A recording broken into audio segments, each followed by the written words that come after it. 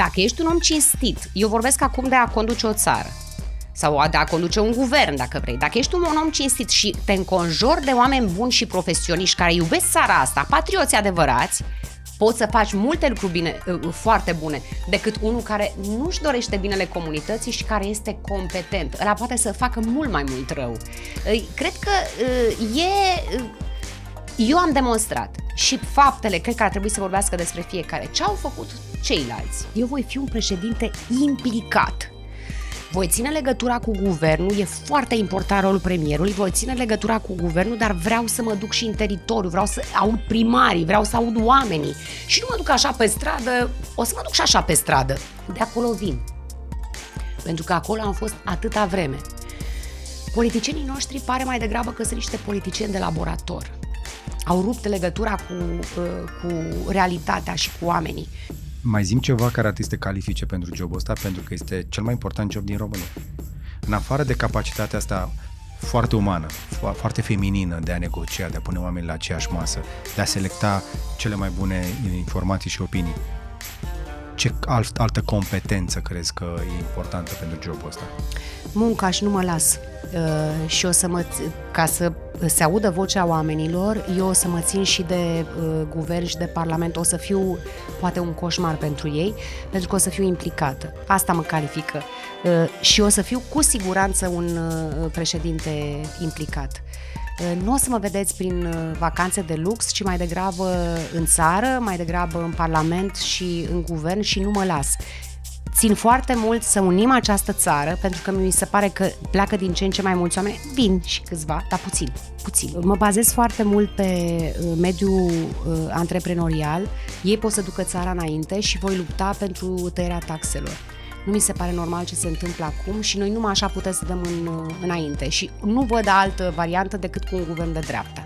Să sperăm că românii vor înțelege și vor vota în consecință. Nu putem să mergem pe aceeași linie pentru că anul viitor va fi foarte rău. Va fi probabil cum a arătat anul 2008. Salutare tuturor și bine v-am regăsit la IGDLCC, adică informații gratis despre lucruri care costă, iar invitata mea de astăzi vrea să fie președintele României, Elena Lasconi. Bine ai venit, Elena! Bine te-am găsit, George. Mulțumesc pentru invitație. Până să începem interviul, trebuie să vă spun că Elena nu a primit întrebările în avans, iar interviul nu este plătit.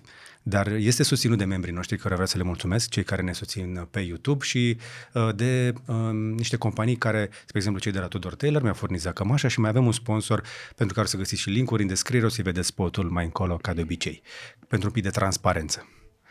Îmi place cămașa. Mulțumesc. Chiar vine bine. Eu chiar am vorbit cu ei să-mi dea o cămașă mai drăguță, așa că vine doamna Lasconi. Și a zis, pentru doamna Lasconi, cred că avem ceva drăguț. Se vorbesc serios. Eu nu prea port de obicei cămăși la interviuri, dar am zis că dacă vine posibil viitoarea președinte a României, da. Cum preferi, viitoarea președinte sau viitoarea președintă? Președinte este corect din românește, dar cu președinte sunt obișnuiți oamenii și ca să facem, poate că 10 ani după ce o să ajung președintă, o să fie mai ușor de rumegat, ca să zic așa, de acceptat și de pus prima variantă, adică să fie președintă. Okay. Se zice și președinte și președintă. Doamna președinte sau de aici înainte trebuie să învățăm să zicem și președinte, o să învățăm, cred eu. Eu sunt aceeași Elena. Mie puteți să-mi spuneți Elena. Păi, cum ați prefera sau ai prefera? Că noi n-am stabilit dinainte. Elena. Elena, să rămână. Bun, George. Acum, pentru încă full disclosure, noi ne știm de suficient de multă vreme. Da, ne știm. Chiar mi-am adus aminte înainte de interviu că am fost și la nunta ta, am fost colegi, deci se întâmpla în urmă cu cât? 13-14 ani? Mai pune. Ceva așa, mai mult. Da. Eu am ajuns acolo în 2004. Da, e ceva timp. Este. Și din nou, suntem foști colegi, am rămas în relații bune. Nu putem să spunem că suntem neapărat apropiați. Nu suntem. Dar îți promit că n-am să te vânez în interviu, că am văzut că s-au ocupat alții. Nu, eu aș vrea, asta e dorința mea, să atunci când e un jurnalist în față, să fie obiectiv. Adică cum se poartă cu mine să se poarte cu toți ceilalți contracandidați. Eu nu am cerut și nu am pretenția de la oamenii care cunoscut jumătatea din viață și mă știu atât de bine cum ar fi foștii colegi de la ProTV să mă susțină vreodată public. Dar pentru că eu nu aș fi făcut asta atâta timp cât eram jurnalist. Când mi-am dat demisia, mi-a spus eu că pot să mă întorc oricând înapoi și am spus este doar un bilet dus. Pentru că eu nu mai pot să intru într-un partid și după aceea să intru în televiziune să zic gata, sunt obiectivă. Nu, ăla este doar un bilet dus. Mi-aș dori asta, dar pe de altă parte, de când am intrat în politică și am devenit și primar la Câmpul Lung, am simțit o agresivitate incredibilă din partea presei, tocmai pentru că vin din această breaslă, ceea ce la început m-a durut, pentru că sunt mai sensibilă, așa, sunt emoțională. E adevărat că sunt puternică și mă duc să dărâm munții, dar nu mi-a fost ușor la început. Simți agresivitatea asta. Da, dar acum este clar plătită și în calitate de președinte a României o să lupt pentru o presă liberă, pentru că nu-i normal ce se întâmplă. Atâția bani plătiți de PSD și PNL în media pentru a lovi pe cineva și pentru a le ridica lor osanale, mi se pare absolut de inacceptat.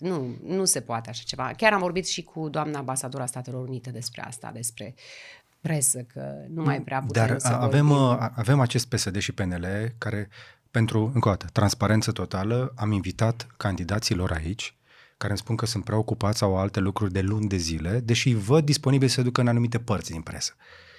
Pe internet, unde la mine, spre exemplu, nu se plătește un interviu de felul ăsta, le e teamă să vină. Da. Sau sunt preocupați. N-aș spune că le e teamă, că la nivelul lor nu cred că le e frică de ceva neapărat, dar văd această reținere. Pe de altă parte, în pregătirea interviului cu tine m-am uitat un pic să văd care e percepția în legătură. Eu te știu, noi te știm suficient de bine, am vrut să văd cum se uită ceilalți. Și pe ce am văzut așa, unul din interviuri pare încă luna de miere cu presa, după care am văzut celălalt și mi s-a părut, stai puțin, pe cine a bătut, pe cine a furat, adică e de la agonie la extaz cu tine în aparițiile astea și după care am mai căutat un pic.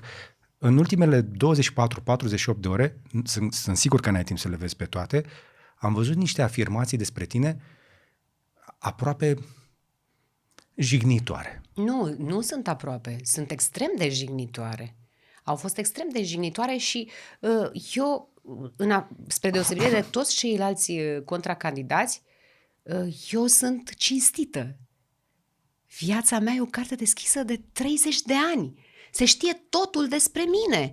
Nu am ajuns într-un loc, dar uite, dacă aveam inspirație, aduceam un remene cu mine ca să se vadă și ce e pe dinăuntru.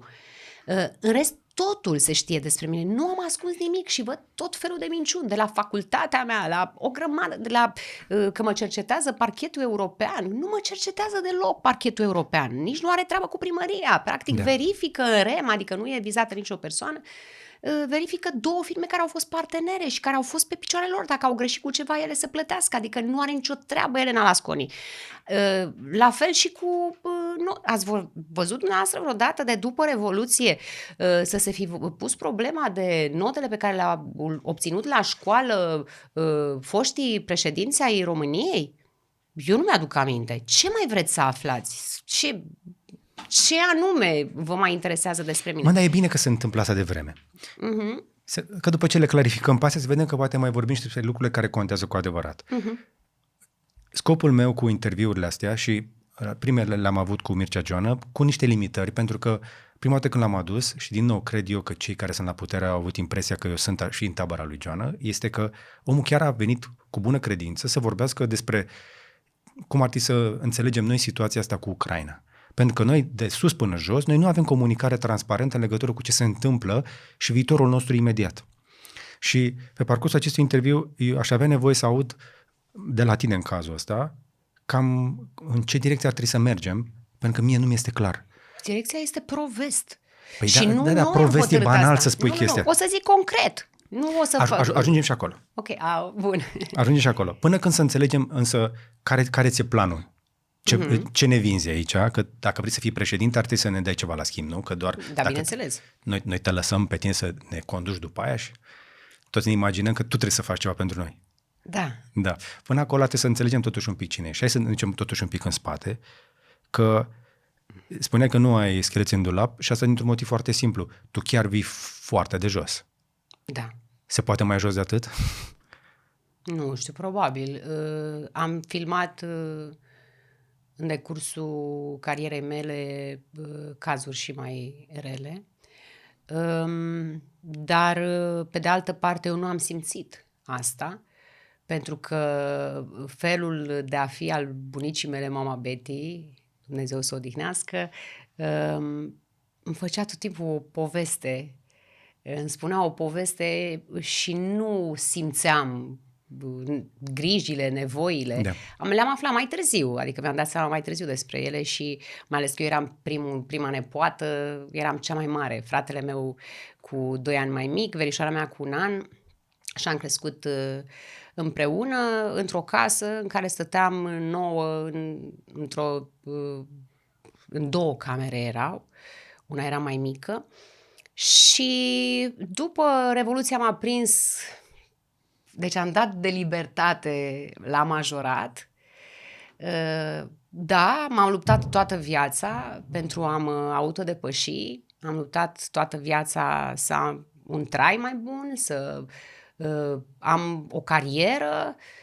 Nu am țintit ceva anume, adică nu aveam o țintă clară. Știu că în copilărie îmi doream să fiu Nadia, îmi plăcea ideea asta, dar m-am luptat cu viața. La 18 ani m-am căsătorit, m-am îndrăgostit, nu era nimic exagerat, nimic neobișnuit. Și pentru o localitate mică, cum e Hațegu, și după 2 ani am avut-o pe Oana, pe care mi-am dorit-o foarte mult. Și când avea ea 2, aproape 3 ani, am divorțat. Nu a mers, nu a fost să fie, deși eu m-am gândit că nu o să divorțez niciodată. Așa ne imaginăm toți, nu? Sunt familistă, da, exact. Și a trebuit să o iau de la capăt. Cred că la 1 an am dat la facultate. Singura... La ce vârstă, ca să lămurim asta? Nu mai știu, 23-24 de ani. Știi că nu mi-aduc aminte toate detaliile, nu că vreau să ascund ceva, pentru că s-a întâmplat de mult. La fel mi s-a întâmplat și când m-au întrebat de detaliile creditului. Deci, am luat creditul în urmă cu 23 de ani, alții fură cu portbagajul și pe mine mă pui și mă toci pentru un credit pentru care plătesc rate până în 2037. În fine, revenim. Singura posibilitate era la Facultatea Ecologică din Deva, care era foarte apreciată acolo și era singura facultate din județ, singura din zonă, nu puteai. Și eu eram angajată la ProTV Deva și cu un copil de crescut și fă și facultate. Deci aveam posibilitatea să nu o fac și să nu mă lupt pentru ea și să... Dar ce ți-a trebuit să duci la facultate? Pentru că mi-am dorit în timpul școlii, mi-aduc aminte că mi-a zis profesoara de matematică, zice Scarlett, că mă compara cu Scarlett O'Hara din Aripile Vântului, zice dacă nu te duci să dai la facultate, noi nu ne salutăm pe stradă. Și m-am măritat. Și am avut chestia asta pentru că îmi doream să fac ASE la București. Asta era dorința. Și a doua opțiune era la științe economice la Timișoara.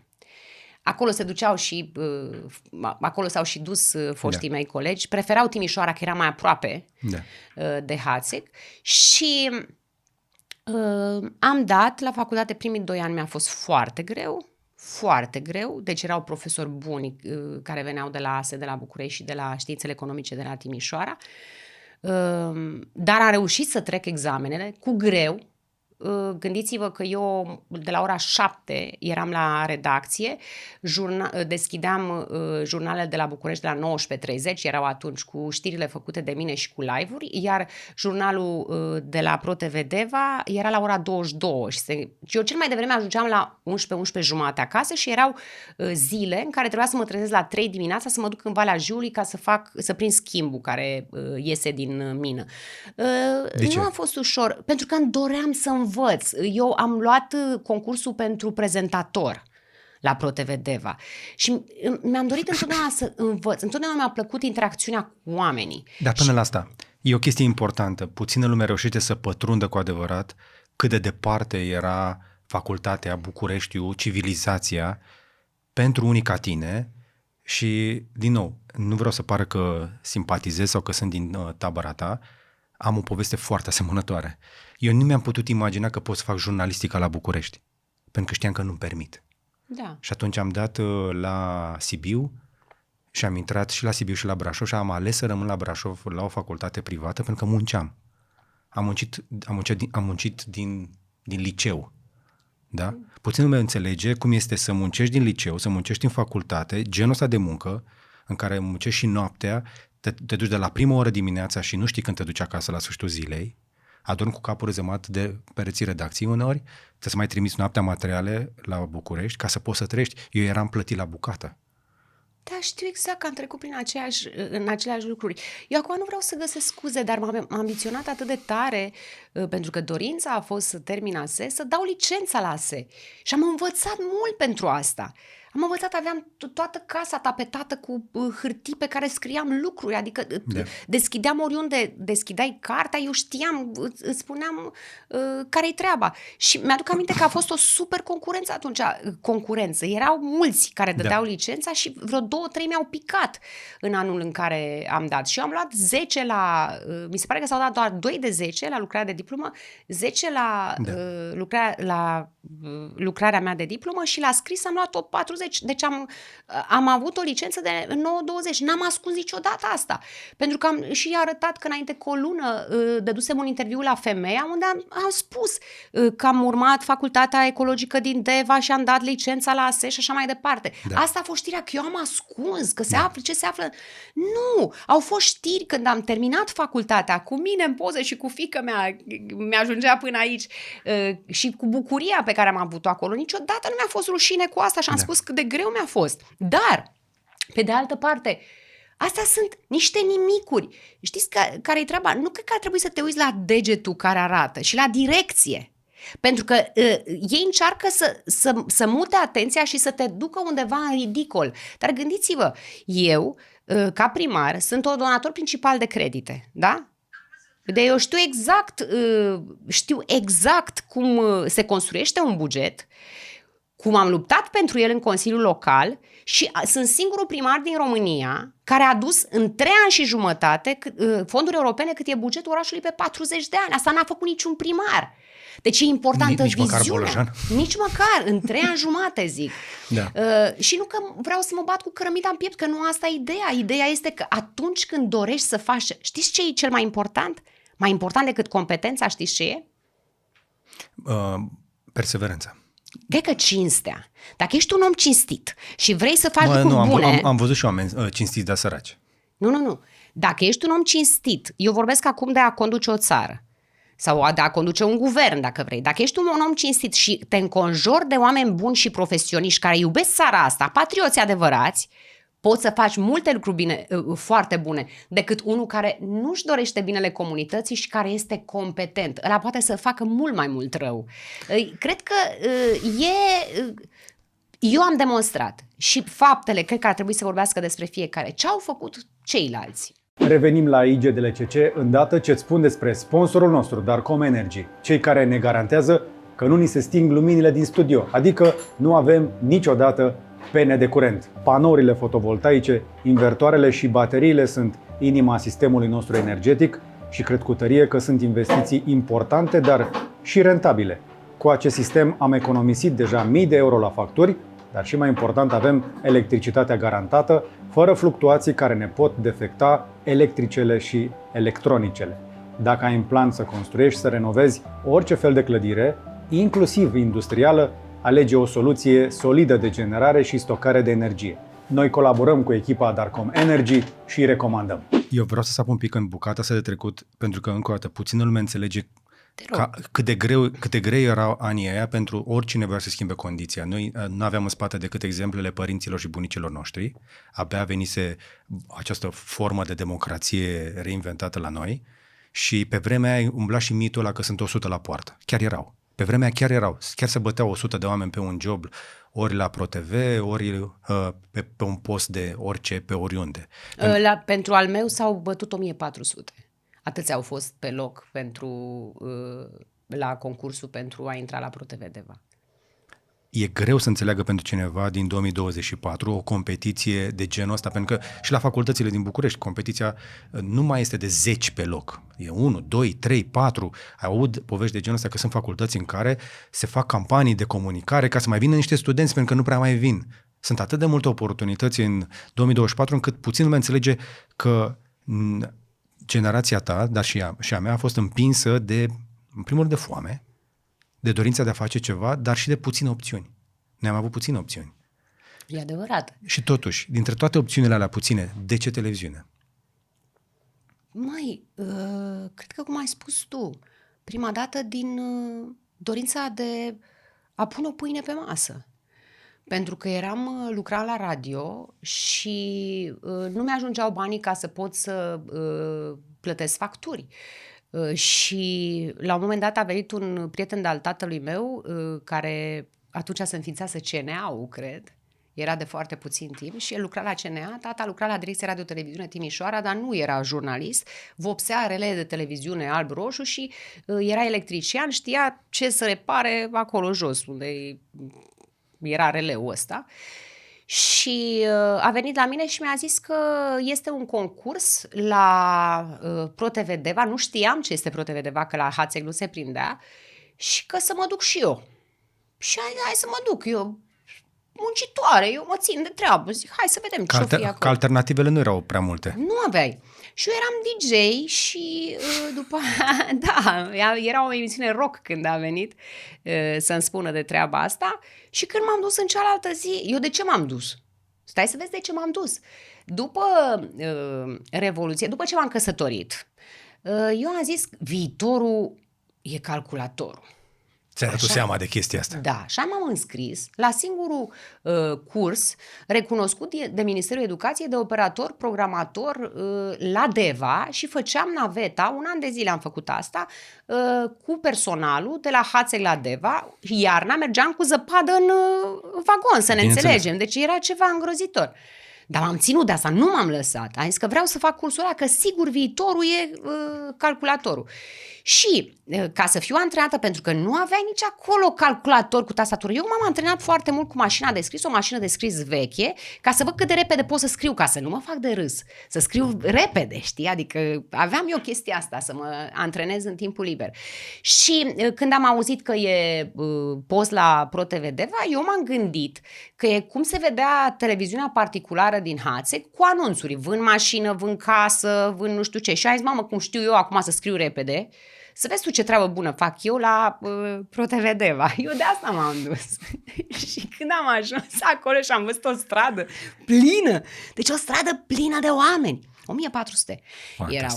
Da, m-au și speriat, am zis, mamă, dar deci îți dai seama câtă lume e interesată de treaba asta? Și când am ajuns la interviu, practic, era, uite așa, tot așa ca aici, multe camere și mă miram, zic, mamă, dar ce se întâmplă aici? Care-i treaba? M-au pus să zic care, cred eu că ar fi știrea pe care am auzit eu ultima dată. Mi-au dat să citesc un text care era greșit, intenționat greșit, să vadă cum mă descurc dacă pot să-l repar din mers și la final mi-au spus, tu ești Esca a noastră. Și eu, pe cuvântul meu că n-am știut că e numele cuiva și am ieșit afară, i-am și spus Andrei, zic să nu te super, dar eu chiar n-am știut și am ieșit afară și am întrebat că ce este Esca și... N-aveai timp să uiți la televizor, nu, dar eu nu stăteam la Deva, eu stăteam la Hațeg, nu se prindea. La Hațeg nu se prindea. Asta încerc să spun. Și a rămas în seara aia la Deva, la fosta mea gazdă, la mamisa, din liceu și să mă uit să văd... Cine-i doamna Esca? Mamă, ce mi-a plăcut! Mamă, zici că am văzut America. Da. Deci mi-a plăcut așa de mult și am zis, Doamne, dar ce onoare, ce treabă tare să fiu eu acolo. M-am gândit multă vreme ce noroc a fost pe televiziune în anii aia să reușească să captureze din atât de multe candidaturi un talente atât de bune. Pentru că eu m-am uitat întotdeauna la Andreea, la tine, la Paula Săcui. M-am uitat ca la niște exemple în astea imposibil de atins. Adică trebuie să știi chestia asta. Genul ăsta de inspirație pe care tu... Eu când am plecat de la Brașov, eu mă concuram cumva, dar nu mă concuram, mă uitam așa de jos în sus la Paula Săcui.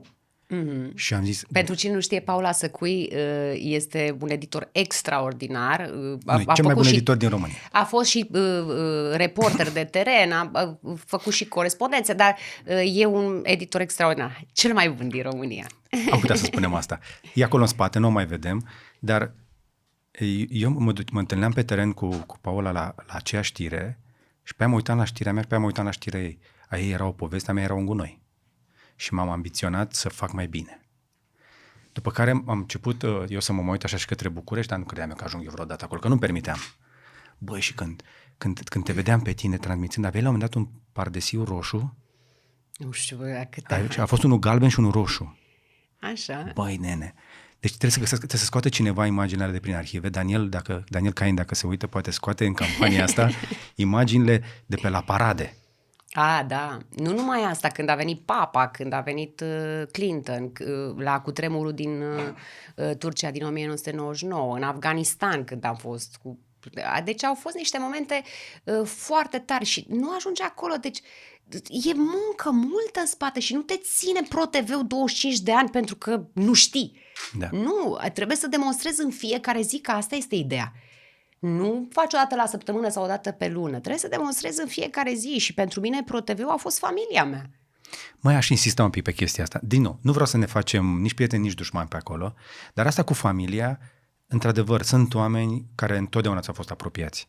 Dar din exterior, televiziunea este văzută ca o familie. Cât este familie și cât este o competiție individuală? Ca să nu folosesc metafore mai puternice, pentru că, exact cum ai zis, este o luptă în fiecare zi. Cu toții ne bucurăm fix alea.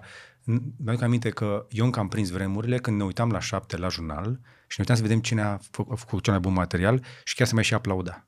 Mm-hmm. Pentru mine mi s-a părut extraordinar când am prins eu la București chestia asta. Am zis, wow, aici sunt cei mai buni. Mm-hmm. Că am ajuns greu și exact cum ai zis. Dar experiența mea de lucru în televiziune este că, într-adevăr, putem fi o echipă foarte strânsă, e o distanță până la a spune familie, pentru că e foarte multă luptă individuală acolo. Nu, și am să zic de ce. În primul rând, eu mai mult timp mi-am petrecut în ProTV decât cu familia mea. Știam toate poveștile tuturor colegilor. Okay. Și când era bolnavă pisica CEO-ului, știam de poveștile cu menajerele. Eu am plecat plângând în hohote când mi-am dat demisia. Știu că aveam permanent la mine o borsetă cu medicamente și dacă un coleg avea nevoie de ceva, eu nu știu dacă îți mai aduce aminte momentele alea, venea la mine sau ți-aduce aminte că venea o anță de pe teren și zice, Lasco, fă-mi și mie aici un pic la cervicale. Am fost cumva așa o mămică pentru redacție și a fost și o concurență și m-am bucurat pentru că eu așa am crescut. Dacă nu o vedeam pe Paula și de la ea și avea sclipiri de geniu, plus că avea nebunia asta cu să se îmbrace bine. Și de la ea am învățat foarte multe lucruri. La ce nivel probabil aș fi rămas fără ProTV? Nu știu. Acolo ți-aduce aminte că în redacție aveam toate televizoare pe toate posturile și vedeai de la fashion la știri și tot timpul era în priză cu tot ce se întâmplă și eu cred că asta a însemnat foarte mult. Deci eu nu am aterizat de la Câmpul Lung și mi-am dorit să devin președinte. Așa este. Dar ca în orice familie, asta este o familie din aia, nu e o familie ca în cărți, e ca în realitate, e o familie foarte competitivă, cu caractere foarte puternice și individuale, care reușesc să strângă la un loc și tu aveai întotdeauna talentul ăsta de a găsi momentele alea faine în care să strângi oamenii și mi-aduc aminte, una dintre cele mai drăguțe chestii, tu erai singura care făcea chetă pentru colegi. Da, când știam când e ziua cuiva și știam de ce are nevoie. De exemplu, mi-aduc aminte că cineva nu putea să-și plătească chiria și am strâns bani și am dat bani de chirie. Cineva avea nevoie de un frigider, s-a întâmplat și asta. Nu mai știu ce ți-am cumpărat ție cadou, dar mi-aduc aminte că ți-a picat fața că ai primit și un uscător de păr de voiaj, doar că mie m-a mai rămas bani și n-am avut ce să fac cu ei, nu puteam să ți dau un plic. Deci eu am rămas șocat când a venit... Noi îți spuneam Lasco. Lasco, să știe oamenii așa. A venit Lasco și zice, uite, bufnițe de ziua ta ți-am luat asta. Da, a fost foarte fain și m-am și bucurat de momentele alea. Dar după ce te-ai oprit, tu n-am mai continuat altcineva. Adică tu, într-adevăr, ai fost un personaj aparte, un liant, un adeziv pentru senzația asta de familie. Asta fac și la primărie. Am văzut. Am văzut, dar cu toate astea.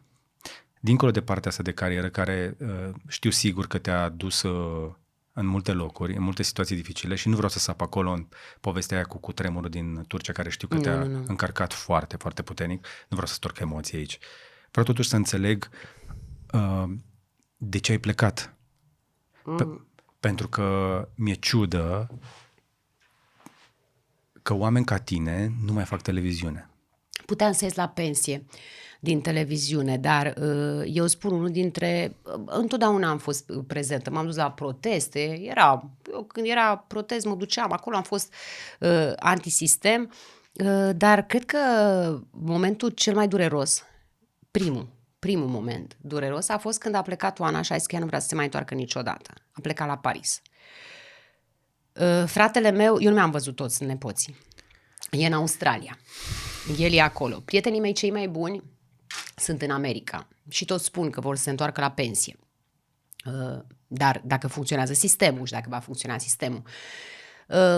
De asemenea, toate materialele pe care le făceam, cu copii care abandonează școala, copii nefericiți, care nu se simt iubiți, cu părinții plecați la muncă în străinătate, și bieții oameni n-au nicio vină, pentru că trebuie să pun o pâine pe masă și dacă stau bine să mă gândesc, ei sunt cel mai mare investitor al României pentru că îi trimit cei mai mulți bani acasă. Sunt patrioți, nu-și urăsc țara, își iubesc țara pentru că de asta vin și de sărbători și de Paști și de Crăciun și trimit atâția bani aici și își fac case aici. Deci ăla a fost momentul care m-a durut cel mai rău când a plecat Oana. Apoi, iarăși am ieșit în stradă, cred că cu ordonanța 13, nu mai știu care a fost, cu colectiv, și cred că eram în direct la Libertatea pe site și făceam promovare la o campanie, ori fără carte, fără viitor, una dintre campaniile mele, nu mi-aduc aminte, dar cred că dacă căutați în 2019 pe Libertatea, sigur se vede. Și jurnaliștii aveau, că îmi place să vorbesc și despre viața mea, v-am spus, sunt o carte deschisă și m-au întrebat la final și care mai e viața mea și eu iar am vorbit despre Câmpul Lung. Și nu știu cum a venit vorba, ca să vezi cum lucrează și Dumnezeu, că parcă nu sunt toate așa întâmplători și am zis, și casa mea e foarte frumoasă și cum mă înțeleg cu vecinii și că fac gulaș și de astea la ceaun și zacuscă și nu am apă pe stradă și dacă mă enervez, candidez la primărie. Cealaltă zi m-a sunat Moșteanu. Ionuț Moșteanu, de la USR, să zic că vrea să se întâlnească cu mine. M-am întâlnit cu el că să intru în politică. Merde aici, deci nu intru eu în politică. Nu e așa? Toți românii se gândesc la asta. Nu intru eu în politică. Politica e o mizerie. Toți oamenii competenți care stau de vorbă fug de politică. Da, este o greșeală. Și am să zic de ce. Pentru că politica o să rămână o mizerie dacă nu schimbăm oamenii din ea. Pentru că oamenii trebuie schimbați, cu oameni competenți, cu oameni de bună credință, nu cu hoți. Da, dar până acolo noi te-am pierdut pe tine din televiziune și n-a rămas mare lucru de unde ai plecat tu. Stai să vezi. Zi. Și când era momentul ăla în care a trecut un an, i-am spus lui Moșteanu, nu mă interesează nu știu ce, eu l-am mai văzut pe la Girafă, pe la proteste și... La Girafă la Antipa, pentru cei care nu știu. Da. În față la guvern. Exact. Am fost și în august 2018 și au dat cu tunurile pe noi. În fine, și a trecut un an și îl văd pe Alex Dima, care mergea pe holurile Parlamentului, mă uitam la televizor singură, mergea după domnul Dragnea să-l întrebe ceva. Și ăla s-a întors la el și a spus cu un tupeu fantastic, că asta au acești politicieni, vrei să vii la toaletă cu mine? Vrei să vii cu mine la sau la baie, nu știu, ceva de genul. Mamă, și mi-am zis, băi, când am început eu să lucrez în televiziune, la început era o teamă, le era teamă de televiziune. După aia era un pic rușine. Bă, dar acum nici rușine, nici respect, nimic față de... Adică cum să vorbești așa cu un jurnalist? Și mai ales că Alex era dispreț. Da, Alex era fratele meu, stăteam la aceeași masă în redacție. Nu, mi s-a părut absolut aberant. Și în secunda aia am pus mâna pe telefon și l-am sunat pe moștarul și am zis, am atâta furie în mine și el zicea, e foarte bună, asta te bagă în luptă. Vreau să candidez la primărie la Câmpul Lung, să fac lucruri concrete și să schimb. România se schimbă localitate cu localitate. Eu dacă fac bine în punctulețul ăla, consider că am făcut bine pentru România.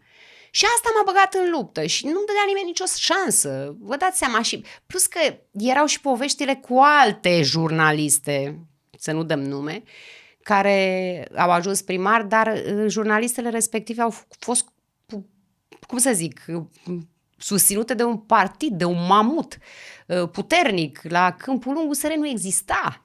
Deci nouă ne-a fost greu să ne adunăm 5 ca să putem să facem filială, că trebuie un număr de minim 5 ca să faci filială. Și am câștigat cu 57% în 2020, deși nimeni nu dădea nicio șansă. Că sunt femeie, că nu sunt din Câmpul Lung, că nicio carte, în orice carte citești, inclusiv aia, dacă primarii ar conduce lumea, o să vedeți că nu, zice că nu se poate să vii din altă parte și să candidezi acolo. N-am avut colegi de școală, vecini de bloc, nu. Deci eu veneam din altă parte. Ai prins oamenii la capătul puterilor și au zis Asta gata, e. până aici. Asta e. Deci ăla a fost momentul, că de asta mă gândesc acum la treaba asta cu președinția. Câtă speranță, deci dacă ajung la Cotroceni, câtă speranță își pun românii în mine, pe mine asta mă copleșește. Sau câtă furie au pe ea care sunt acolo. Da, dar și câtă speranță. Pentru că oamenii încă mai au speranță. Păi dacă n-au plecat încă, poate încă mai au un pic de speranță, dar noi am trecut de la faza aia cu politicienii care la început le era frică de presă, că fugeau, se ascundeau. Când se dădeam o investigație, se întâmpla ceva, ieșea circ măcar mai mult de o zi, după care au început într-adevăr să devină un pic indiferenți, după care au început să fie disprețuitori, acum îi iau pe toți în buzunar. Da. Putem fi de acord? Da, sunt de acord. Aproape pe toți. Aproape pe toți. Că, uite, n-au mai rămas mulți. Eu mă aflu aici pentru că ești independent. Am fost... Dar te-am văzut în alte locuri și te-au luat un pic. Da, dar știți care e treaba? Eu nu judec și este păcatul lor. Mă uitam la comentarii, cum zice, mamă, ce face Lasconi cu asta? Nu știu dacă vreau să bag asta dar oamenii simt, adică cred că sistemul când te vede pe tine nu știe cum să reacționeze, pentru că tu, într-adevăr, tu nu ai nimic în dulap, ai acest background de televiziune în care toată viața ta a fost la vedere, nu mai este nimic important de aflat. Și v-am zis, un remene, ceva. Poate, așa. Niște hernii de disc. Singura chestie care mai trebuie lămurită este cum faci să învingi un om de felul ăsta care nu prea are probleme în trecut pe care să le poți exploata. Pentru că este femeie, încerci să spui tot ce este mai rău despre un om și despre un bărbat, dar pentru că este femeie să fie și mai rău de rumegat. Și atunci mă aștept la orice, de la incompetență la, nu știu, poate o să mă facă drogat, nu știu, poate să mă facă orice vor ei. Nu vedeți că am fost și cu serviciile, habar n-am despre ce vorbeau, iarăși o poveste absolut inventată și acolo era vorba, tu nu știu dacă ai prins-o pe Carmen. Nu, am plecase de puțin. Da, dar știi faimoasa Carmen Tănăsescu. Exact. Dar hai să explicăm scurt povestea pentru cei care nu au văzut celelalte, care nu au timp. Mulți dintre cei care mă urmăresc sunt oameni ocupați. Sunt 80% bărbați, destul de ocupați. Nu știu dacă au avut timp să vadă toate chestiile astea. Nu prea se uită la televizor și atunci trebuie să-i ajutăm un pic să aibă context. Da, tot politic s-a întâmplat asta. Să nu vă imaginați că s-a trezit o doamnă care spune că a fost nu știu ce purtător de cuvânt pe la STS să facă o postare și să inventeze că eu am fost consiliera lui Timofte și că am primit de la SRI și un apartament a cărui adresă era în sectorul 2. Eu mi-am cumpărat un apartament prin ANL în sectorul 3. Deci care era Radio Erevan. Da, exact. Și oricum pe credit și cu acte doveditoare. Adică eram într-o emisiune la un moment dat și spuneam, domnule, dar l-am luat prin ANL și puteți verifica la ANL. Și îmi trimite așa o hârtie să zic că uitați de la ANL, ne-au răspuns că ați achitat... dar atunci ce mai vorbim dacă aveți hârtia de la ANL? Adică... despre ce vorbim aici, știți? A fost inventată, eu am deja un avocat și o dau în judecată pe această doamnă și o să cer daune mari. De-abia începutul, ești sigură că te apuci de războaiele Sunt sigură, astea? Nu. Sunt sigură că vreau să fac asta pentru că repercusiunile au fost, prejudiciul e foarte mare din punctul meu de vedere, pentru că am vreo 3 pagini numai de linkuri cu presa care a preluat și toate minciunile care s-au vorbit în spațiu public N-ajungi despre nicăieri. asta. Nu cred că ajungi prea departe. Stai un pic, eu dau în judecată pe cea de la care a pornit. O să dureze, o să vezi. Nu contează. Bine. Chiar nu contează, nu mă grăbesc. Ok. Chiar nu mă grăbesc. Dar una e când spui o minciună și o să plătești câteva sute de mii de euro pentru minciuna pe care ai făcut-o și cred că ar trebui să ne gândim și să ne uităm cu responsabilitate. Și în calitate de președinte a României țin foarte mult la libertatea presei. Și o să lupt pentru asta. Nu știu cum o să faci chestia asta, pentru că Constituțional nu poți. Pentru că ai anumite atribuții prin Constituție, dar ai ceva despre care nu se vorbește. Și anume o autoritate morală. Pentru că tu ești cel mai votat om din România, da? Așa. Deci ai în spatele tău votul mai multor oameni, majorității care au votat în momentul respectiv. Datoria ta este să îi faci pe guvernanți să audă vocea oamenilor. Nu o să fiu un președinte cum este Klaus Iohannis, un robot, 10 ani, care îți face cu mâna de pe pârtii și se duce în excursii cu avioane de lux. În niciun caz nu să se întâmple asta.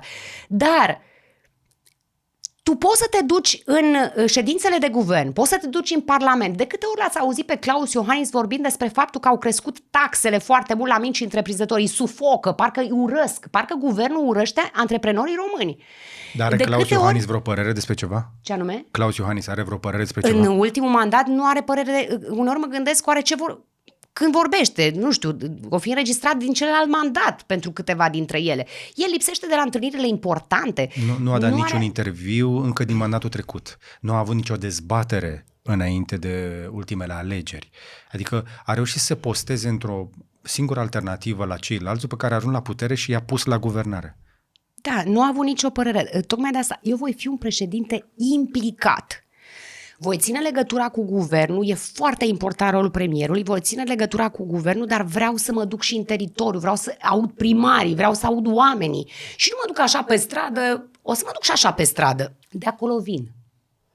Pentru că acolo am fost atâta vreme. Politicienii noștri pare mai degrabă că sunt niște politicieni de laborator. Au rupt legătura cu realitatea și cu oamenii. Cred că anii 90 au fost mult mai buni din punctul ăsta de vedere, pentru că am văzut politicieni care erau implicați și mergeau în stradă să vorbească cu oamenii. Acum se adresează oamenilor prin rețelele sociale și prin emisiunile în care apar, care sunt plătite de partid. Așa se întâmplă în momentul de față. Eu spun că sunt mai de old school, îmi place tehnologia, dar vreau să privesc oamenii în față. Și îmi place să privesc oamenii în ochi și să le ascult părerea. Pentru că un prieten bun, de exemplu, nu este cineva care vorbește mult. Este cineva care știe să asculte. Acum nu știu dacă ai timp să-i asculți chiar pe toți care au probleme și... Să știi că o să am timp să ascult multă lume. Că să știi că atunci când ești primar, asculți multe și încerci să găsești rezolvare chiar dacă nu stă în atribuțiile primarului să facă asta. Și există posibilitatea asta. Există ONG-uri, există oameni de bună credință, există oameni faini în țara asta care vor să miște lucrurile, să lucreze pentru asta și eu pot să țin legătura cu ei și să fac lucrurile astea. Să fiu, cum să zic, poți să dai direcția. Asta este important. Președintele nu poate să dea apartamente, nu poate să dea case, nu poate să dea terenuri, dar poate să dea o direcție pentru țara asta. Noi suntem într-un moment în care deja am devenit foarte dezbinați și parcă e prea multă ură în societate. Parcă oamenii E prea multă ură pe social media și la niște televiziuni. În realitate, românii nu sunt chiar atât de răi. Eu urmăresc niște metrice, spre exemplu, eu văd în spate când oamenii dau dislike. Știi că pe YouTube poți să dai dislike? Ah. Da, 1 la 10.000. Nu e chiar așa de rău pe cât pare. Vezi niște comentarii acide pentru că de foarte multe ori sunt o tabără versus cealaltă. Există și foarte multă propagandă și eu spun chestia asta cu niciun fel de reținere pentru că pot dovedi lucrul ăsta că am văzut-o cum funcționează, dar pe de altă parte ce spui tu, colectarea asta de informații nu trebuie făcută neapărat doar așa la firul ierbii. Da, e fain să ieși, să iei contactul cu oameni, lucru pe care am vrea să-l vedem de la mai mulți politicieni. Dar avem și tehnologie pentru asta. 100% și tu ești mare fan, adică știu că am învățat de la tine foarte multe lucruri și sunt pentru tehnologie. Nu e chiar atât de greu să-i pui pe oameni efectiv să intre undeva să spună ce vor și să agregi informația. Mai mult ca niciodată, poți să faci referendum în fiecare zi. Da, din punct de vedere legal. Nu legal. Da, ok. Un referendum de opinie, să iei temperatura. Da, să iei temperatura. Și asta voi face. Eu mă voi folosi de tehnologie pentru asta când o să fiu președintele României. Pentru că e important și vreau să țin legătura nu numai așa electoral cu tinerii. Deci e esențial să înțelegi ce își doresc tinerii, ce vor să facă ca să nu plece din țara asta, pentru că avem... Deci țara asta se golește. Ce face? Stingem lumina? Eu văd această, într-adevăr, distanță foarte mare între cine este la putere și dincolo. Oamenii nu mai vor să mai voteze, nu interesează politica, trăiesc vieți paralele și indiferent ce se întâmplă cu guvernarea, cu conducerea țării, ei vor doar să fie lăsați în pace. Da, știu. Eu mi-aș dori să ajungem în aceeași situație în care să nu-i mai intereseze ce se întâmplă acolo, pentru că lucrurile merg atât de bine. Adică sunt țări mai dezvoltate decât ale noastre în care oamenii nu știu cine e exact primul ministru, cine e președintele mai degrabă, dar prim-ministru, miniștri nu prea știu care-i treaba, pentru că lucrurile funcționează, sistemul funcționează. Și foarte mulți români au ales să plece în altă țară pentru că și-au întemeiat familii, pentru că au copilași mici, vor să fie într-o creșă civilizată, vor într-un sistem de educație care să funcționeze, să intre într-un spital și să nu plece cu mai multe boli după ce au intrat acolo. Astea sunt lucrurile. Pentru că medicii, de exemplu, cred că câștigă chiar și mai puțin cu 100 de euro în străinătate sau, hai să zicem, și dacă ar câștiga mai mult cu 200 de euro în străinătate, ei s-ar întoarce acasă, aici unde au prietenii și familiile lor. Doar că aici sistemul este cum îl vedeți. Adică e pentru baronii din sănătate, este pentru baronii din educație. Nu se poate să mergem în continuare cu atâta corupție. Corect, dar problema este că eu văd o apatie foarte puternică la oamenii care ar trebui să vină foarte mulți oameni la vot din generația nouă. Peste 1 milion, în câte înțeleg, vor vota pentru prima dată, da? Cum faci să convingi oamenii să iasă la vot? Asta este o mare problemă. Nu interesează, sunt sătui pentru că știu că nu are niciun efect. Țara pare capturată de niște politicieni. Te uiți la cine este la putere în momentul ăsta și, bă, pe bune, tu ești șeful executivului și ai nevoie de meditație la engleză și la economie. În timp ce ești în funcție, mă gândeam că le iei înainte. Și oamenii se uită la chestia asta și zic, dar nu l-am pus eu, cineva l-a pus, dar nu m-a întrebat nimeni dacă eu vreau chestia asta și oricum nu o să mă întrebe niciodată. N-am nicio putere de decizie. Oamenii se simt fără niciun fel de putere. Sunt chemați să voteze la niște ani, după care orice ar vota ei, vine după aia președintele și pune pe aia împreună, pune socialiștii și cu liberalii. Da, practic nu, ei încalcă orice înseamnă democrație, pentru că în orice democrație funcțională trebuie să ai o opoziție. Și au încercat să reducă la aproape nimic, la minimum, tot ce înseamnă opoziție în țara asta. Deci ei și-au dat mâna de 2 ori. Ok, te înșală bărbatul de 2 ori, prima dată zice că a fost cam beat. Dar a doua oară de ce ai făcut-o? Pentru stabilitate. Asta este o poveste. Care-i treaba asta cu stabilitatea? Pentru că funcționează la mulți oameni. Păi, hai să zic care-i treaba. Alegerile se câștigă cu emoție. Și de după Revoluție se folosește doar emoție negativă. Hai să votăm răul cel mai mic, acum avem o treabă cu stabilitatea că vine războiul peste noi. Păi noi suntem în cea mai prosperă și cea mai bună perioadă din istoria României. La apărare suntem cu NATO, da? Și avem parteneriatul strategic cu Statele Unite. Hai să păstrăm chestia asta dacă zici că e așa de bine. Care? Asta, că suntem în cea mai bună poziție din istoria noastră. Da, trebuie să mai avem... Lor? Stai puțin. Nu, este meritul poporului, pentru că ei și-au dorit asta.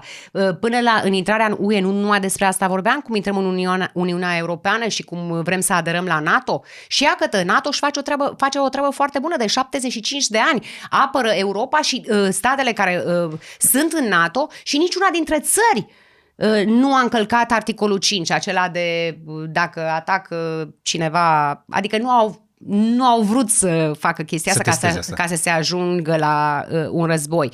Deci și apartenența noastră la Uniunea Europeană, dar avem nevoie de mai mult curaj. Cum să te duci tu să obții un post de comisar european dacă tu te duci cu miloaga la Ursula ca să te înțeleagă, vă rog frumos, cu deficitul? Că ai probleme. Deci dacă e făcută politica prost în interior, are efecte în exterior. Pe principiul la românesc, fraza care mă nebunește, vă rugăm frumos dacă puteți să ne ajutați și pe noi. Exact asta face guvernul. Ajutați-ne și pe noi și pe mai cine. Exact, asta face și guvernul. Nu mai bine ne ducem să zicem, am venit să ne luăm, că e dreptul nostru. Aia! Sau am dat exemplu cu mai multe investiții ale americanilor în România. De ce nu se putea face? De ce nu puteam să facem treaba cu visele? Să facem visele pentru America, să fie mai repede. De ce acum? Se vor rezolva acum în octombrie, Dar înainte de alegeri. Dar de ce acum? Adică, înțelegi ce vreau să zic? Puteai să te lupți dacă vrei o țară puternică și tu ai responsabilitatea voturilor românilor în spate. Acolo te duci cu o responsabilitate, la orice întâlnire te duci tu. Tu trebuie să stai la masă cu greii Europei. Dacă vrei să ai un cuvânt de spus în Europa. Am încercat să ajungem la masa greilor. Liviu Dragnea s-a dus ca un fel de chelner, după care Claus Iohannis s-a dus să încerce să fie șef la NATO. L-a susținut Victor Orban până la un punct, după care nu l-a mai susținut nici măcar Victor Orban. Doamne! Nu, deci noi suntem... Care este performanța noastră pe diplomație în ultimii, 10 ani? De la intrarea în Europeană mai avem vreo performanță? Hai să zicem că am avut un summit NATO aici. Știi ce zicea Reagan? Că detestă următoarele 10 cuvinte din limba engleză. Sunt de la guvern și vreau să te ajut. Asta este o vrăjală care poate că mai prinde la un segment al populației și că PSD-ul și PNL-ul mărește pensiile pensionarilor, puteau să vină și marțienii cu partidul lor, că la fel se întâmpla. Mi se pare umilitor pentru seniorii noștri să le spui că primești pensii de la stat, de parcă ai primit din buzunarul lui Ciolacu, dar de fapt pentru pensiile alea muncesc oamenii care sunt acum în câmpul muncii și contează și cât de multă contribuție au avut ei toată viața lor cât au muncit pentru stat. Și încă ceva care mă deranjează foarte tare, disprețul pe care îl arată oamenilor care muncesc cinstit în țara asta. Eu nu vorbesc acum de ajutoare, vorbesc despre oamenii care muncesc. Cum, Doamne, iartă-mă, să muncești jumate din an pentru stat și jumate pentru tine? Tocmai asta spuneam. Cred că n-am avea niciunul dintre noi problema asta și eu plătesc niște taxe și impozite absolut care mă strivesc în fiecare lună și la fiecare 3 luni. Mă strivesc, abia supraviețuiesc. Te cred. Că n-am luat nici bani în pandemie, n-am luat nici de la partide. E infernal să faci chestia asta în România, dar nu sunt singurul. Sunt o grămadă de antreprenori mici care nu vorbește nimeni. Da, e adevărat. Și care... Sunt câteva corporații care reușesc să aibă acces prin tot felul de întâlniri, organizații și care obțin anumite beneficii. Dar antreprenorii din România nu sunt reprezentați în niciun fel, cei care angajează la rândul lor 4 milioane cel puțin de români în spate, da? Am mai avut discuția asta și cu Cristi Onețiu și cu mai mulți oameni. Exact ce ai zis tu. Cum faci să afli ce probleme au aia? Nu ne întreabă nimeni. Păi asta zic, trebuie vorbit cu ei, pentru că e foarte important. Atitudinea guvernului este de parcă i-ar urâ pe oamenii ăștia. Măi, oamenilor, orice democrație a arătat că mediul privat te duce înainte, adică tu trebuie să ții legătura cu mediul privat și să-i ajuți. Și când spun asta, nu este să dai, este să iei. Și când spun să iei din taxe. Deci, vedeți că e o paradigmă aici. Guvernul socialist îți spune, vă dăm pensii, vă dăm salarii, dar asta este o poveste, că nu e așa. Nu e așa, ei au muncit pentru pensia respectivă, muncesc acum oameni în câmpul muncii pentru pensiile seniorilor noștri.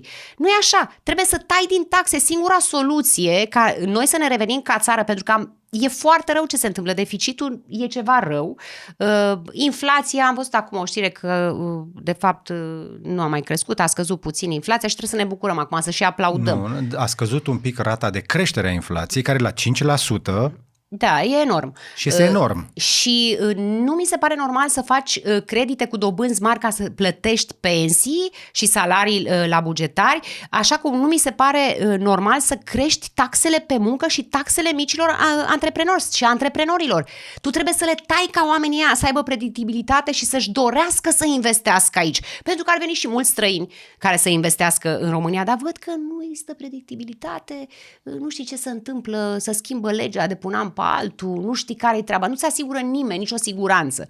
Și eu tocmai asta vreau să facem. Înțelegi? Și poți să faci ca președinte al României. Ok, te ocupi cu apărarea, cu politica externă, servicii, ok. Dar ai și un rol moral, care nu a fost pus până acum. Poate Traian Băsescu a făcut asta, de asta i s-a și pus eticheta de președinte jucător, dar poți să faci lucruri și poți să te bați pentru oameni și să-i tragi de urechi pe cei de la guvern. Băi, oamenii vor spital acolo și școală dincolo. Da. E de 8 ani. De 8 ani se vorbește despre deschiderea 8 spitale regionale. Ați văzut vreunul? Eu n-am văzut niciunul. Nu e normal ce se întâmplă în țara asta. Nu e normal ca tu să plătești atâția bani la Casa de Asigurări de Sănătate și să nu poți să-ți folosești o bucată din banii aia pe care ei, să-ți faci o asigurare privată, să te duci să te tratezi orice medic în privat, într-o clinică civilizată. Da, hai să spunem pe șleau că cei care își permit măcar un pic, își iau din buzunarul lor să se ducă la doctor să se caute, pentru că le este silă să se ducă să fie ținuți la coadă sau să fie jecmăniți sau să stea într-un spital murdar de stat, pentru că nu s-au făcut altele noi. Așa e, la școală la fel. De ce nu lași tu școala? De ce să ai inspector școlar? De ce să lași pe profesorul din școală să-ți facă nu știu câte hârtii la inspectorat, unde ai niște oameni puși politic care nu fac nimic? Am dat exemplul ăsta de nenumărate ori, că inspectoratele școlare sunt pline de oameni puși politic, și așa este, care nu fac nimic. Pe da, cineva trebuie să deschidă curtea școlii în ziua de începere anului școlar, să vină politicieni acolo. Și cu asta sunt împotrivă. Și preotul. Deci, în școală ar trebui să nu se mai vadă țipenie de politician în afară de primar, dacă este primarul din localitate. Nu ar trebui să mai existe politicieni. Trebuie să scoatem politicul din... Nu este în regulă să te folosești de imaginea copiilor, să te folosești, așa cum nu este în regulă, să te folosești de biserică, ca să-ți faci tu campanie. Este aberant ce se întâmplă. Da. Și o să militez foarte tare ca în cazul în care, de exemplu, un profesor sau un medic dorește să candideze la orice, trebuie să-și dea demisia din postul pe care îl are și să nu-l țină blocat cum a făcut Iohannis 20 de ani.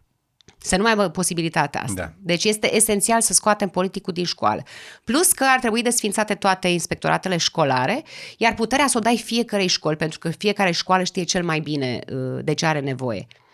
Și să le oferi posibilitatea părinților să-și ducă copilul la ce școală dorește. Sunt sute de școli în România care iarăși nu s-au terminat renovările. Știi știrea. Era de fiecare dată, vine septembrie, trebuie să facă cineva știrea, o face Adriana Stere, ca de obicei. Da. Cu școlile care nu sunt terminate acum. Și care au, că nici asta n-a rezolvat-o, toaleta în curte. Exact. Nici asta nu este rezolvată. Sunt copii care învață în containere. Da. În tot felul de școli care riscă să cadă la cutremur. Partea asta de școli și când începe anul școlar sunt un fel de meeting-uri politice în care oamenii politici vin să vorbească cu părinții copiilor, dar pe copii nu întreabă nimeni nimic. Cam ce ar vrea. Asta îi uimeau au venit mai mulți de când sunt candidat la prezidențiale, de la mai multe televiziuni, să mă filmeze și niște cadre prin Câmpul Lung. Și toți au rămas cu gura căscată și chiar cum mă opresc pe mine copiii, tinerii, adolescentul de pe bicicletă, cei mici și cum vorbesc cu mine. Eu așa am obișnuit. În 2020 spuneau oamenii, femeia asta nu are toate țiglele pe casă, că copiii nu votează și ea vorbește cu copiii. Dar cine știe cel mai bine cum să arate un loc de joacă pentru copii în afară de copil? Care oricum e mult mai conectat la tot ce se întâmplă. Numai copilul știe asta. Cine știe mai bine pe unde ar trebui să fie pista de bicicletă? decât adolescentul care merge cu bicicleta sau copilul care merge cu bicicleta. Și eu tot timpul țin legătura cu ei. Unde să facem asta? Hai să facem terenul de basket. Dar fiți atent că suprafața n-ar trebui să fie de tartan. Cu ocazia asta am aflat și eu. De ce? Pentru că e o suprafață specială că nu sare mingea. Și atunci toate care sunt făcute, că arhitecții nu sunt specialiști pe basket. Și eu, când am avut proiectul, am avut cu tartan și am zis exclus. Eu mă iau după cei care joacă basket, nu după arhitect, și am schimbat suprafața. Cu o suprafață care să-ți permită să sară mingea. E foarte important. Sunt atât de multe chestii pe care le înveți în decursul vieții. Acum vor să fac un skate pentru un parc de ăsta pentru biciclete. Da. Și multe, calisthenics-ul, nici nu știam ce-i calisthenics-ul, hai să învăț, sunt foarte mulți pasionați. E o chestie care se postează pe TikTok, dar durează foarte mult ca să o faci înainte. Da.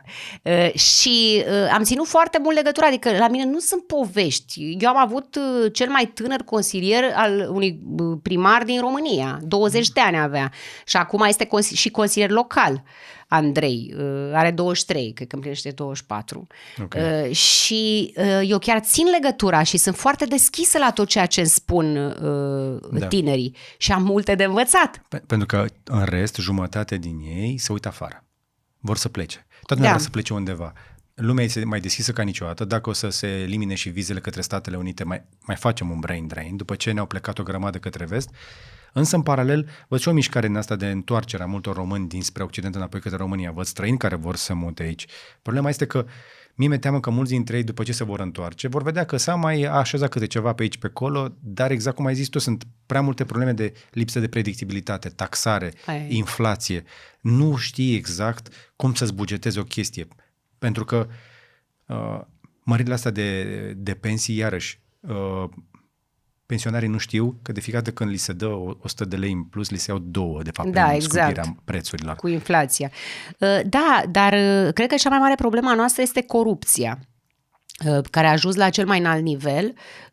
Justiția stă foarte bine pe hârtie, dar în realitate nu stă deloc așa și cred că la asta ar trebui să lucrăm foarte mult și la tăierea cheltuielilor excesive, la desfințarea companiilor de stat care deci acolo se duc o grămadă de bani, este o gaură neagră. Dacă noi am tăiat cheltuielile astea inutile și am reduce din ministere, eu nu vorbesc acum, am desfințat și consiliile județene, care la fel sunt niște instituții prin care banii de la centru se duc în teritoriu, pe fruntea căruia scrie PSD sau PNL și se dau cu dedicație. Cu altceva nu se ocupă. Nu le văd rostul. Păi dacă la PSD și la PNL sunt mașini de făcut bani, ei trebuie să împartă bani. Păi da, logic, așa se întâmplă. Ei au inventat banii aia. Da, că de la ei. Parcă nu plătim noi pentru fiecare leuț de acolo. Dacă am face aceste reduceri, practic am economisi doar acum, la nivelul acestui an, vreo 70 de miliarde. Am făcut așa o socoteală grosomodo. Dacă, de exemplu, ai reduce... câte consilii județene ai avea nevoie într-o țară ca România? Păi am putea, dacă se merge pe regionalizare... Vorbea de regionalizare. Da, acolo ar trebui să lucrăm, dar... Planul ăla de regionalizare pare să fi murit o dată cu plecarea lui de la putere. O să-l reînvii eu, că eu cred în el, pentru că am lucrat la firul ierbii. Și știu de ce nu este nevoie de aceste consilii județene. Hai să explicăm oamenilor despre ce vorbim. Despre faptul că noi avem 40 de consilii județene? Da, 40, că în București nu avem. Așa, ok. Avem Consiliul General, o treabă din asta. Deci, avem 40 de consilii județene în condițiile în care multe din județele astea ar să bagi câte 2-3 județe într-un sector din București. Da. Dacă sunt din ce în ce mai mici. Și toate au un aparat complet, de la președinte până la femeie de serviciu și cine știe, liftieră, ce mai fi având. Portar. Dar treaba nu este asta. Treaba este că noi avem nevoie de oamenii care lucrează în consiliile județene, de unii dintre ei, dar nu de ea care sunt politic acolo, în primăriile din județele respective. Pentru că în primării nu ai suficienți oameni cât ți-ar trebui. Pentru că eu am de implementat o grămadă de proiecte, nu știu cum o să fac față, o să fie foarte greu pe fonduri europene. Dar să dispară politicul. De acolo nu are ce să caute Poate că tu ai nevoie la Câmpul Lung, dar dincolo de consiliile astea județene, care încă o dată, din 40 câte ar să rămână după tine așa? Păi cred că ar fi suficiente și 5 dacă e să mă întreb pe mine. Să vedem. Ok. Important este să te așezi la masă cu ăia care înțeleg foarte bine fenomenul și vreau să facem reforma pe bune. Una este să ne dăm cu părerea la un podcast, alta este să stai cu specialiștii la masă și să vezi exact ca în fiecare problemă care se ridică, că e vorba de tineri, că Sunt e vorba unele de... pe care le știm. Știm că mai mult de jumătate din primările din România sunt falimentare și sunt ținute în perfuzii ca să voteze cum trebuie. Nu, sunt 28% din localități cu sub 2000 de locuitori și toate astea depind de bani de la stat ca să plătească Inclusiv funcționarii. Funcționarii, dar amite alte activități. Păi nu poți să faci nimic altceva. Gândiți-vă că eu am preluat o primărie săracă. Deci bugetul Câmpul Lungului ajunge pentru a plăti salariile angajaților și a funcționa primăria, adică să plătești lumina și apă și așa mai departe. Eu am fost pusă în situația în care să fac apel la mediul de afaceri și au fost alături de mine și le mulțumesc pentru asta, ca să pot să fac documentație, să depun documentația să iau fonduri europene și asta am făcut.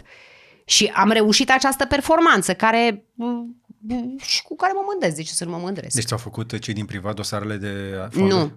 Nu. Au donat la primărie și am trecut donațiile prin Consiliul Local și, de exemplu, am avut din mediul privat, m-au ajutat foarte mult, tot așa funcționează ca și cu ONG-urile.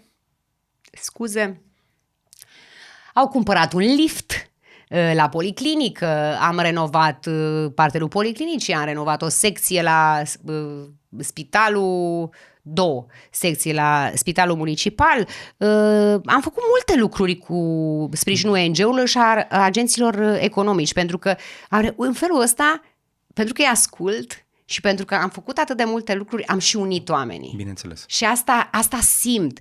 Și anul ăsta a fost primul an în care eu nu cred că vreun politician a experimentat asta. M-am simțit iubită în comunitate.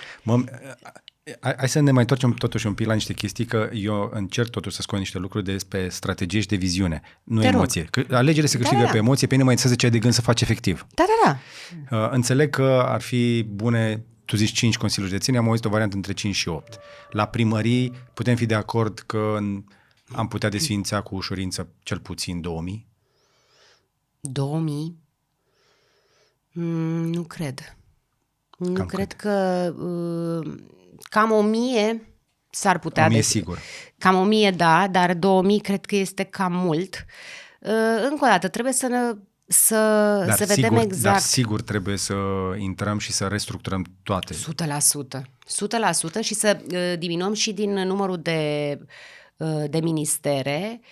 Eu aș face și un departament, nu știu dacă neapărat un minister, care să fie special pentru turism și pentru promovarea turismului. Noi nu existăm pe nicăieri. Noi am putea să trăim numai din turism, credeți-mă, la cât e de faină România. A fost peste 1,2 milioane de turiști deja în București numai anul ăsta. Și noi nu existăm. Da. La târguri internaționale. Ne promovează vloggerii și tot felul de tiktokeri și din ăștia. Da, eu aș lua pe cineva care să fie profesionist, să nu fie pus politic. Nu știu, cineva care are un cap mare de Harvard sau de Oxford și care să fie specializat pe turism și hai să facem treabă pentru România. Eu cred că mulți bani ar ajunge aici. Nu știu dacă ați fost în alte țări. În alte țări e mult marketing. Noi avem aici și povești reale. Avem toate formele de relief, bine, mai puțin deșert. Începem să avem și de la primul. Ok. Și mâncare bună. Oamenii sunt ospitalieri. Chiar le spuneam și le spun tuturor că haideți la Câmpul Lung să vedeți cum a fost transformat un oraș și că se poate în toată țara, pentru că aici vă veți simți oaspeți, nu turiști. Și cred că e minunat să te simți undeva oaspete și nu turist. Cred că asta putem să oferim cu țara noastră.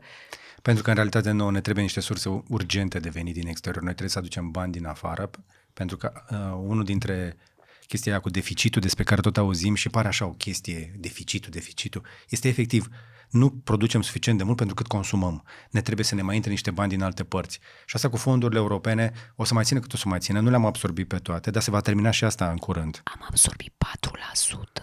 Știu, dar se va termina posibilitatea de a mai absorbi. Da, e adevărat. De asta am și tras tare până în 2027. De ce să nu se fi focusat și să-și încordeze mușchii pentru a accesa cât mai multe fonduri europene și a nu mai face atâta birocrație în țara asta pentru proiectele pe fonduri europene și s-au gândit că mai bine iau un credit. Deci asta nu este o gândire, nu e o viziune. Aici nu este o viziune de dezvoltare. Aici este o viziune de slugă.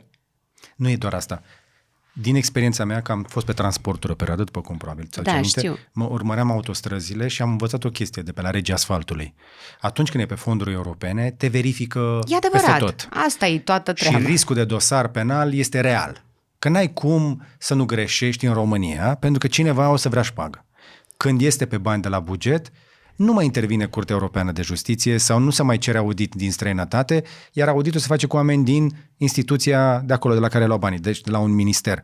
De-aia este bătălia asta pe credite și tot felul de surse de bani din bani de la buget, că vom face din bani de la buget. Au fost foarte multe proiecte care se puteau face pe fonduri europene și au vrut să fie făcute cu bani de la buget. Puțină lume știe că Japonia ne-a așteptat 15 ani cu niște bani pentru metrou spre aeroport. Noi aveam bani pe care Japonia a pus într-un cont 15 ani. Era pentru țări sărace în curs de dezvoltare și noi depășisem deja statutul, nu ne mai calificam și a zis, noi mai avem încă banii acolo, mai faceți metroul ăla, ne întreabă de foarte multă vreme. Eu am făcut cu Romică la ProTV tuneluri prin Carpați, ani de zile cu autostrăzi care nu s-au mai făcut. S-au semnat contracte care nu s-au mai terminat și de fiecare dată când cădeau, informațiile pe care le primeam din sistem, astea erau: băi, nu s-au luat fondurile europene, nu-i dosarul în regulă, este studiul de fezabilitate care nu-i gata și de oricum există riscul să se depășească foarte mult pe durata proiectului. George, hai să-ți povestesc. Yes. Eu am accesat multe fonduri, ți-am zis, încă o dată, repet, bugetul orașului pe 40 de ani. Mai mult și decât tot Consiliul Județean, care are o armată de oameni, și am avut un angajat. Și am lucrat cot la cot, până dimineața lucram, ca să fac lucrul ăsta, pentru că știam că asta este singura șansă de salvare. Pentru un proiect pe fonduri europene, în care am schimbat niște becuri de iluminat, cu unele LED, am stat în procedură de achiziție și m-am și judecat 1 an și 2 luni. Asta este România. Dacă noi am tăiat din birocrația asta, am debirocratizat, nu poți să le faci dintr-o dată, pocnind așa din degete. Nu ai cum. Dacă pentru niște becuri stai 1 an și 2 luni, păi dacă vrei să faci un pod peste Dunăre, să zicem, sau vrei să faci o cale ferată, ce faci? Că se duc banii, tu ai un deadline până când trebuie să implementezi proiectul respectiv pe fonduri, adică când ai semnat contractul de finanțare, tu acolo ai semnat și data la care se finalizează. Da. Iar țara asta, prin felul și politic este buba. Politic se întâmplă asta, pentru că există partide care îți trimit anumite firme care să facă contestații, care durează, așteaptă 30 de zile până nu știu ce, mai așteaptă încă 30 de zile, după aia ne judecăm. E adevărat că am câștigat de fiecare dată, dar lucrurile astea se puteau întâmpla fără a interveni politicul. De asta trebuie să scăpăm de corupție ăștia. Și nu putem, dacă stăm în bula noastră, noi cu familia și cu prietenii noștri și atât, dacă nu ne implicăm. Și anul ăsta este foarte important, pentru că democrația nu se pierde într-o zi, nici într-o săptămână, dar este începutul ca să o pierdem. Și pentru asta au murit 1116 oameni la Revoluția de la Timișoara. Și când spun asta, am în cap permanent harta aia roșie pe care am văzut-o pe 11, cred pe 10, pe 11 iunie, la televizor, pe toate posturile, harta roșie. Și mi-a zis, wow, stai puțin, că de fapt Claus Iohannis este marele vinovat. A stricat tot ce înseamnă ideea de democrație prin această alianță PSD-PNL. Nu mai există, ei sunt la fel, sunt aceiași. Avem partid unic. Și atunci, ce suntem pe care să pierdem? Democrația, asta mi-e clar. E adevărat că e greu să o pierzi într-o zi. Suntem parte din Uniunea Europeană, din NATO, avem un parteneriat strategic cu Statele Unite, dar este începutul. Pentru că deja au oameni peste tot în toate instituțiile statului care sunt folosite ca să te blocheze pe tine, om de bună credință, să te sufoce, să spună bocancul pe cap, ca să nu faci. Pentru că ei trebuie să facă jocurile. Chiar crezi că este reavoință sau este doar incompetență? Pentru că știu că pare banal când spun chestia asta. Bă, dar serios să refuzi atâtea zeci de miliarde gratis ca să transform țara asta? Stăteam de vorbă recent cu profesorul Goșu și spunea că pe el îl întreabă străinii, că mai să de vorbă, să zicem Republica Moldova, îl mai întreabă cei din Marea Britanie, istorici, oameni politici și așa mai departe și zice, auzi, da, voi aveți un plan în cazul în care Rusia intră în Republica Moldova și vă treziți cu 1 milion de refugiați? Nu se va întâmpla asta, adică... Da, în cazul în care s-ar întâmpla, noi nu avem niciun plan pentru chestia asta. Zice, prima întrebare, pe unde îi duci? Noi nu avem autostrăzi, nu avem căi de comunicație între provinciile istorice. Asta vă spuneam, că nu este suficient că suntem parte din Uniunea Europeană. Dacă avem curaj, am fi putut să obținem mai multe lucruri de la apartenența noastră la Uniunea Europeană și la parteneriatul strategic cu Statele Unite și NATO. De ce nu am fi putut noi să beneficiem de la Comisia Europeană de un fond pentru Ucraina? Pentru că transporturile se întâmplă pe teritoriul României. Nu puteai să faci autostrăzi din bani europeni și căi ferate sau să investești mai mult în port? Există fonduri europene pentru a traversa Moldova spre Transilvania, Moldova către țara românească. Există toate fondurile astea, doar că trebuie și consumate și folosite. Nu există, era vorba de altceva, nu era vorba de axele care s-au deschis pentru România, ci puteai să negociezi separat în momentul în care... Normal, pentru că pe aici toate mașinile, Armatele străine ne-au spus că dacă trebuie să activăm articolul 5, trebuie să vină aici, zice să ne anunțați măcar cu o săptămână înainte, pentru că la voi nu țin drumurile să venim cu alea grele. Trebuie să le aducem pe Dunăre, cumva, pe tren. Păi asta zic, pentru asta puteam să negociem cu Comisia Europeană de 2 ani de zile, nu acum. Da, dar noi aveam acum cea mai mică viteză la tren din istorie, mai mică decât oricând. Noi n-am avut niciodată viteză așa de mică la tren. Sau cine zicea că n-a mai fost de vreo 30 sau de 40 de ani în România și s-a urcat pe același traseu pe care îl făcea în tren până la Constanța, parcă, și a zis că da, condițiile cam la fel, doar că am făcut mai mult. Exact. Exact. Și eu mai văd o problemă aici. Cu Chiucuvai, nu știu cum au reușit cei care au fost pe la putere pe parcursul anilor, cu Chiucuvai s-a creat un pic de rețea de autostrăzi în Transilvania, pe zona de vest. Și stau de vorbă cu oameni de afaceri, spre exemplu, din zona de Cluj-Napoca, care îmi spun, zice, băi, dacă eu am treabă, aș prefera să fac business la Timișoara, la Sibiu, Bistrița pe aici. Nu mă chema mai jos de atâta, pentru că îmi pierd o zi pe drum cu oamenii care trebuie să-i trimit la șantier și încă o zi înapoi. Aici pleacă de dimineața în 2 ore acolo și face treaba să întoarce la sfârșitul zilei și nu mai am costuri de deplasare. Li s-a schimbat paradigma de gândire și foarte mulți oameni din Transilvania, spre exemplu, când vor să se ducă, nu știu, într-o capitală sau să-și facă un city break, să urcă în mașină, să urcă pe autostradă și să duc spre vest. Sau iau avionul de la Timișoara. Da. Sau de la Cluj, că sunt deja rute din astea directe către capitale. Noi avem o Românie cu mai multe viteze. Noi avem această Transilvanie de vest, aș spune mai degrabă, care se dezvoltă într-un fel. E o chestie despre care nu se vorbește și nimeni nu admite, dar vom vedea niște discrepanțe fantastice. Dacă te uiți la prețul pe metru pătrat în Cluj-Napoca în momentul ăsta... E mai mult decât aici. Mult mai mult, cu 1000 de euro. Da? Brașov a început să se scumpească ca devin destinație turistică. Nu știu cum ajung oamenii acolo, pe o bandă, pe sens. Eu nu ajung la e-mail la Brașov decât foarte rar, n-am mai fost de luni de zile. Mi-e frică să mă duc încolo pentru că nu am timp să mă duc noaptea sau trebuie să-mi fac programul așa fel încât să mă duc în afara orelor, când în weekend aglomerate, da. Așa e. Da, atunci când investești într-o zonă, așa cum am făcut și eu, ca primar, la noi s-au dublat sau chiar au sărit peste dublu prețurile și la apartamente, la case, la terenuri, pentru că am făcut extinderi de gaz, mult, apă, canalizare. Valoarea. Da, exact. La tot fondul imobiliar de acolo. Așa este, dar asta este o normalitate să se întâmple și am luptat foarte mult și pentru ca șoseaua ocolitoarea Câmpul Lungului să fie o realitate. Deja a însemnat ieri un contract pentru studiul de fezabilitate, care a fost foarte greu, iarăși, mult timp stat în procedură de achiziție, este în master planul României și o să avem și un drum expres care leagă Câmpul Lungu de autostradă, ceea ce o să fie foarte bine, dar o să termine undeva în 2035, iar în următorii 3 ani ar trebui să fie gata și șoseaua asta ocolitoare, care ar ajuta și la drumul spre Brașov. Când trebuie să mă duc la Brașov, de la Câmpul Lung, este un coșmar. Da.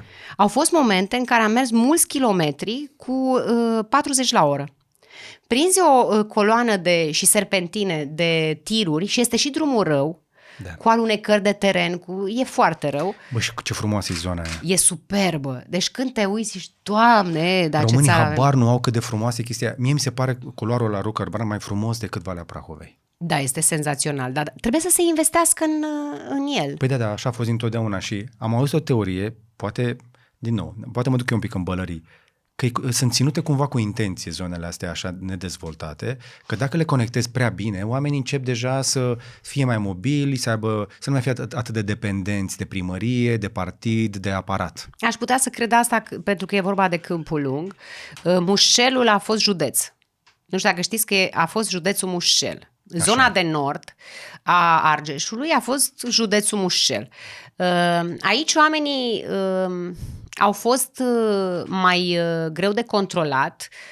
Aici mișcarea de rezistență împotriva comuniștilor a durat până după anii 70.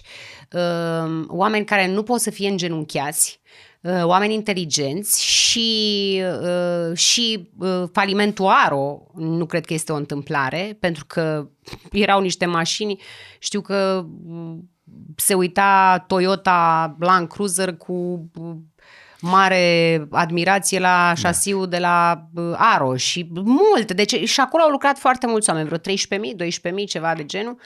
Și falimentul Aro... Am avut și Aro cu motor de Toyota. Da, și a dus, cum să zic, din punct de vedere economic, a devenit praf. Deci putea să fie Câmpul Lungu numărul 1 și Mioveniu undeva pe locul 2. Și cred că cumva cu bună intenție s-a dorit distrugerea acestei fabrici, care oferea multe locuri de muncă. Nu mai există industrie deloc la Câmpul Lung, sunt doar mici antreprenori.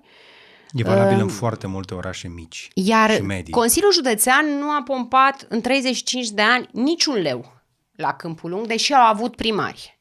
Pentru că Păi da, dacă erau votați... știți cum... Aveau niște concerte frumoase înainte de alegeri? Niște grătare? Da, niște de-astea. Da, și eu fac concerte în fiecare an, dar le fac că mi-e drag și întotdeauna am ridicat nivelul, adică dacă avem concurs de folclorie, cum îi spun eu, de muzică populară, trebuie să se vadă la TVR, să aibă acoperire națională, să vină cei mai buni din juriu, să avem cea mai bună prezentatoare pe treaba asta și deja știe toată lumea la nivel național, de sus la munte la Mușcel, de exemplu. Deci, decât să faci multe, unde să se sifoneze o grămadă de bani, că asta făceau înainte, mai bine faci unul și să fie premium. Și să știe toată lumea despre el. Dar e mult mai ușor să suni pe cineva la minister și să-i spui, băi, îmi trebuie și mie 10 milioane ca să reabilitez drumul și îl faci în ultimul an de mandat. Și nu contează că de desubt e praf infrastructura. Că așa au pus asfalt ca la Balamuc peste tot. Nu au schimbat primarii dinaintea mea, deși suntem al doilea oraș după Iași care a avut apă la robinet, nu a schimbat o conductă. Deci avem conducte de peste 102, 105 ani în Câmpul Lung și alea trebuie schimbate obligatoriu. Deci tot ce am reabilitat am schimbat conductă. Da. Și oamenii au înțeles că eu sunt primarul care nu asfaltează. Le-am explicat și oamenii au înțeles, de asta m-au și votat cu 70%, că au înțeles că trebuie să faci pe dedesubt tot ceea ce... Dar ai Câmpul Lung. Și așa e și România. E un pic mai complicat. Nu e complicat Pentru deloc. că una dintre chestiile care se spun despre... Elena Lasconi, că știi că la început te ignoră, după aia râd de tine, după aia se luptă cu tine și după aia învingi, nu? Cum erau pașii. Da. Tu ești în faza în care au râs de tine, acum încep să te atace. Acum se luptă cu tine. Una dintre argumentele cele mai puternice împotriva ta, că tu vorbești frumos de Câmpul Lung, un oraș. Eu vorbesc frumos de România. Dar... Vorbesc frumos și de Uniunea Europeană și de state. o țară e o pălărie mai mare. Da, e foarte adevărat. Tu crezi că eu mă trezesc dimineața să mă uit în oglindă să zic, mamă, ce președinte frumos și deștept sunt eu? Nu, Și ce te exclus. apucă pe Pentru tine? mine... Că se vede că pentru Câmpul Lung ești excelentă. Ce ți-a venit ție să te gândești la... Harta roșie, în primul rând, harta roșie, că nu avem o opoziție, că iubesc țara asta, că îmi pasă de ea și nu vreau să-mi iau un bilet doar dus undeva într-o altă țară și să visez în altă limbă și să vorbesc în altă limbă. Nu vreau să fac asta în condițiile în care noi am avut fiecare în familiile noastre, dar noi am cunoscut oameni care au murit pentru țara asta. Corect, dar asta e din furie, din emoție. Da, asta mă ține în viață și asta m-a adus aici. Nu sunt un om al sistemului, sunt singura. Nu am un grup de interese în spatele meu. Eu împotriva celorlalți, dar ce te califică Nu pentru sunt împotrivă, jobul eu ăsta? sunt pentru. Și asta am încercat să le explic și colegilor din USR, să nu mai fie împotrivă. Eu sunt pentru ceva, eu sunt pentru țara asta, pentru România, pentru fapte sunt eu. Că poți să fii bisturiu în momentul în care cineva face o greșeală, da, dar spui cu ce ai fi putut să contribui tu mai bun la treaba aia. Și totuși, România e o pălărie mai mare Este. și mai grea. Da. Tocmai ce am stabilit puțin mai devreme, că primul ministru al României are meditator la economie și la engleză. Și eram curios, ce crezi că te califică pe tine pentru chestia asta, în afară de nemulțumirea când te uiți la harta roșie a Partidului Unic din România? Sunt cinstită, nu sunt o trădătoare, sunt loială, iubesc țara asta și mă înconjur, întotdeauna am făcut asta, întotdeauna în viața mea, nu acum că m-am gândit să candidez, să mă înconjur de oameni mai deștepți decât mine și mai pricepuți pe domeniile lor. Nu cred că sunt cel mai bun om pe economie, nu cred că sunt cea mai bună pe politică externă, dar asta se pot învăța. Și să nu uităm un lucru. Cel mai important lucru este să știi să vorbești cu omul, să simți omul, să ai empatie. Și toți președinții de stat din celelalte țări sunt oameni. Să nu uităm asta. Așa. Am putea să avem o relație și umană cu vecinii noștri. Povestește mie, cum faci tu o întâlnire umană cu Victor Orban? Că va fi tot acolo. Da, asta este mai complicat. Asta o să fie diplomat. o să trebuiască să fiu consiliată, că o să fie pe diplomație, nu cred că o să fie pe emoție. Singurul lucru pe care aș putea să îl fac și să fiu naturală când fac lucrul ăsta este să îl așez la o masă cu mâncare românească foarte bună. Îi place mâncarea, am văzut. Da. Cam asta, dar o să fie un pic cam complicat. Orban o face de 20 de ani. Da, știu, dar o să fie mai complicat, asta spuneam, cu el. Însă, 2024 pare un an așa bun pentru femei în sfârșit. Este anul femeilor. Așa cred și eu. Da, este anul femeilor. Și totuși, o să ajungem să vorbim un pic și de America și sunt convins că ai văzut dezbaterea de acolo. Mai zi-mi ceva care ar trebui să te califice pentru jobul ăsta, pentru că este cel mai important job din România. În afară de capacitatea asta foarte umană, foarte feminină de a negocia, de a pune oamenii la aceeași masă, de a selecta cele mai bune informații și opinii, ce altă competență crezi că e importantă pentru jobul ăsta? Munca și nu mă las.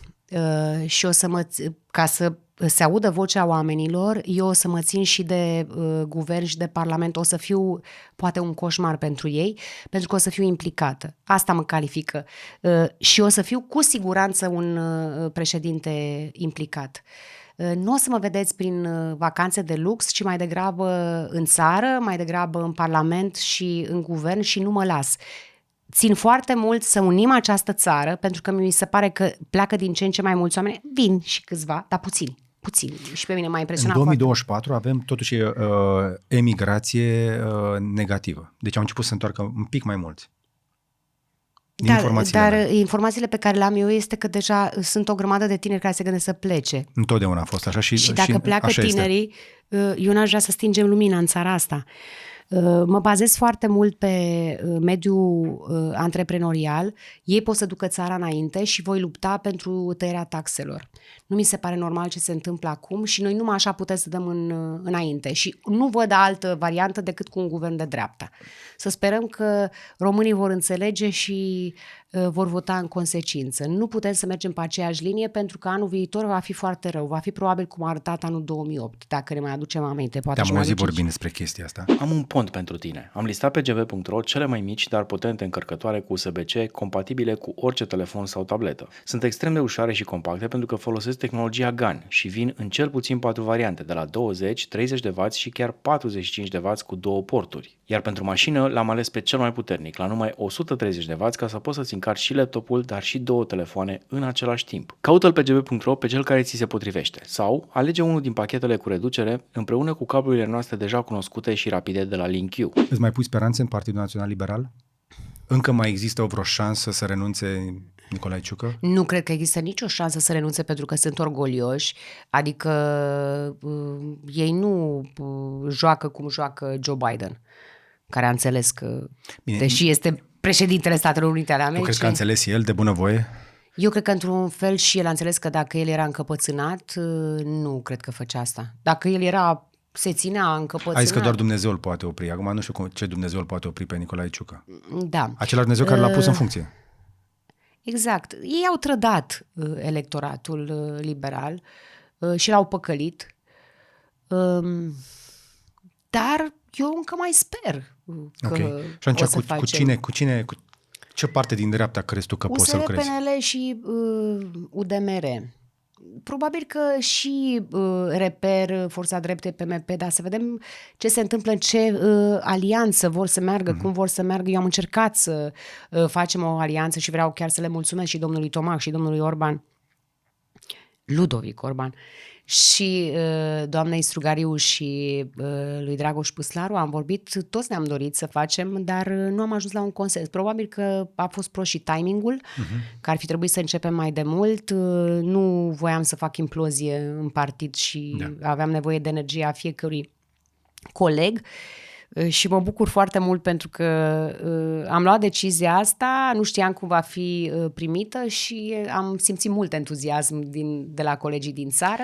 Entuziasm de la o parte din colegii din țară, pentru că din câte știu din aparatul de conducere al USR-ului nu i-ai pe toți alături de tine. Îi am și să știi că și dacă nu vor, pentru că și acolo există orgolii și dacă nu ies public... Adevărul că cele mai mari orgolii din România sunt la unul dintre cele mai mici partide, la USR.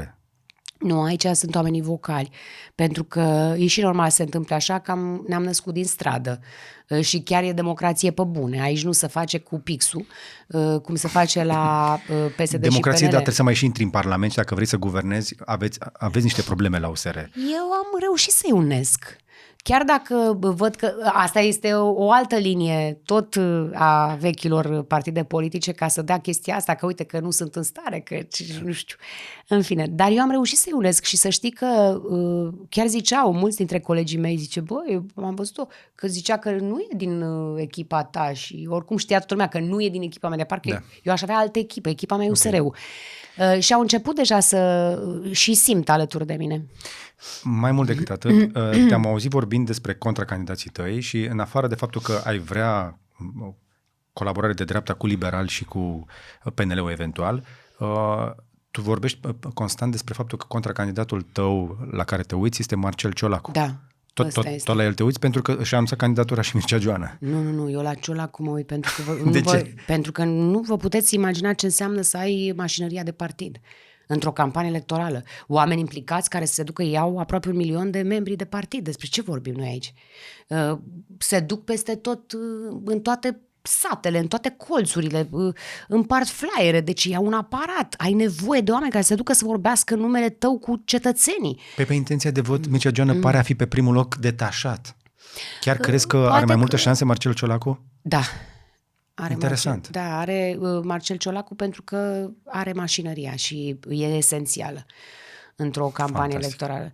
Iar Mircea Joană, probabil că oamenii au uitat că a fost cel mai longeviv președinte PSD, că a fost trimis la NATO tot de PSD, că a ajuns ambasador acolo tot de PSD, de Viorica Dăncilă.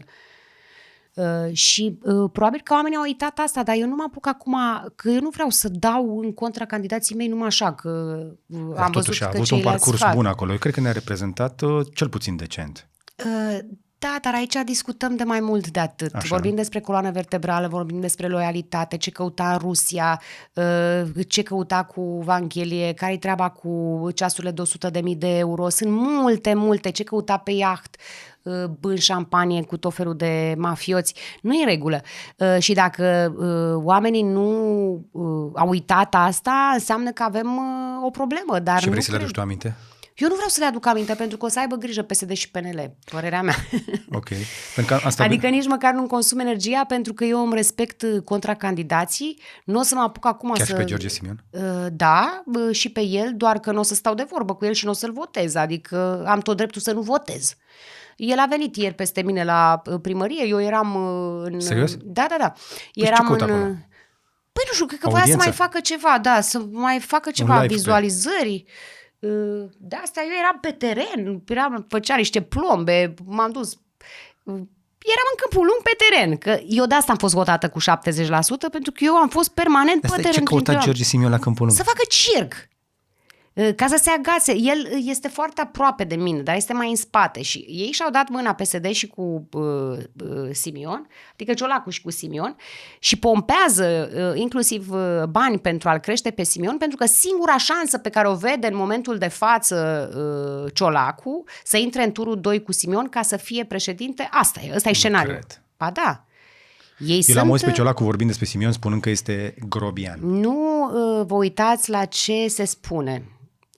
Ar trebui să priviți încă o dată. Nu te uita la degetul care arată, ci la direcția în care arată. Uitați-vă cu atenție la toate, că sunt niște elemente foarte fine Adică? acolo. De exemplu, cum se fac jocurile.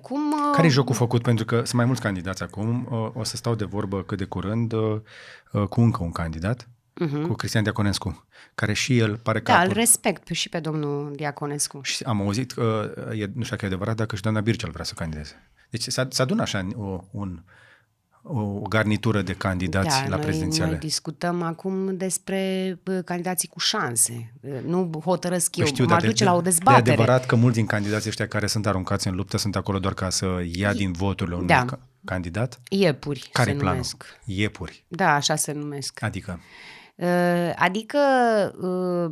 Încearcă la cei care se află pe primele 3 locuri să contureze un candidat care ar putea să ia, se măsoare, să fac focus grupuri, să știți că nu e așa după ureche, să ia din, că se va juca la procent, să ia din procentele unuia dintre ei și atunci găsesc pe cineva care oricum știe că nu are nicio șansă să ajungă președintele României, dar ca să mai ia niște procente de acolo, pentru că se va juca intrarea în turul 2 la fiecare procent. De asta eu îmi doream alianță și dacă ar fi fost să gândesc pragmatic doar pentru mine, probabil că ar fi trebuit să zic gata, facem alianță, dar nu. Am decis să mergem la fel pe drumul greu. Drumul ăla greu o să fie foarte greu. Da. La cum văd eu lucrurile o să fie foarte, foarte greu. Pentru că inițial dacă eu plecat la drum cu ideea asta că merg în tandemul ăsta pentru stabilitate, în care Marcel Ciolacu nici măcar nu voia să fie președinte. Ți-aduce aminte că voia să fie premier în țara asta. Acum candidează. Sincer, eu mă uit la candidatura lui și nu-l văd convins că vrea să fie președinte. Eu nu cred că Marcel Ciolacu vrea să fie președinte în România de adevăratele. Nu cred că s-a răzgândit. Cred că doar că nu are de ales. El trebuie să reprezinte partidul. Președintele PSD-ului trebuie să candideze, deși Marcel Ciolacu, eu cred sincer, că nu vrea să fie președinte în realitate. El vrea să fie premier.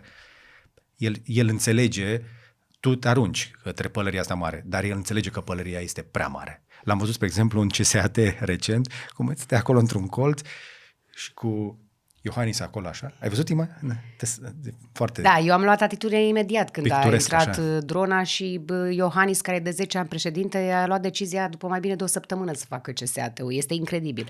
Deci, iar Marcel Ciolacu a declarat după faza cu drona, pentru cei care nu urmăresc știri, a trecut o dronă rusească peste delta noastră ca să ne testeze un pic. 75 de kilometri. 75 de kilometri. Și ce a zis Marcel Ciolacu? Se mai întâmplă în război. Da, cum?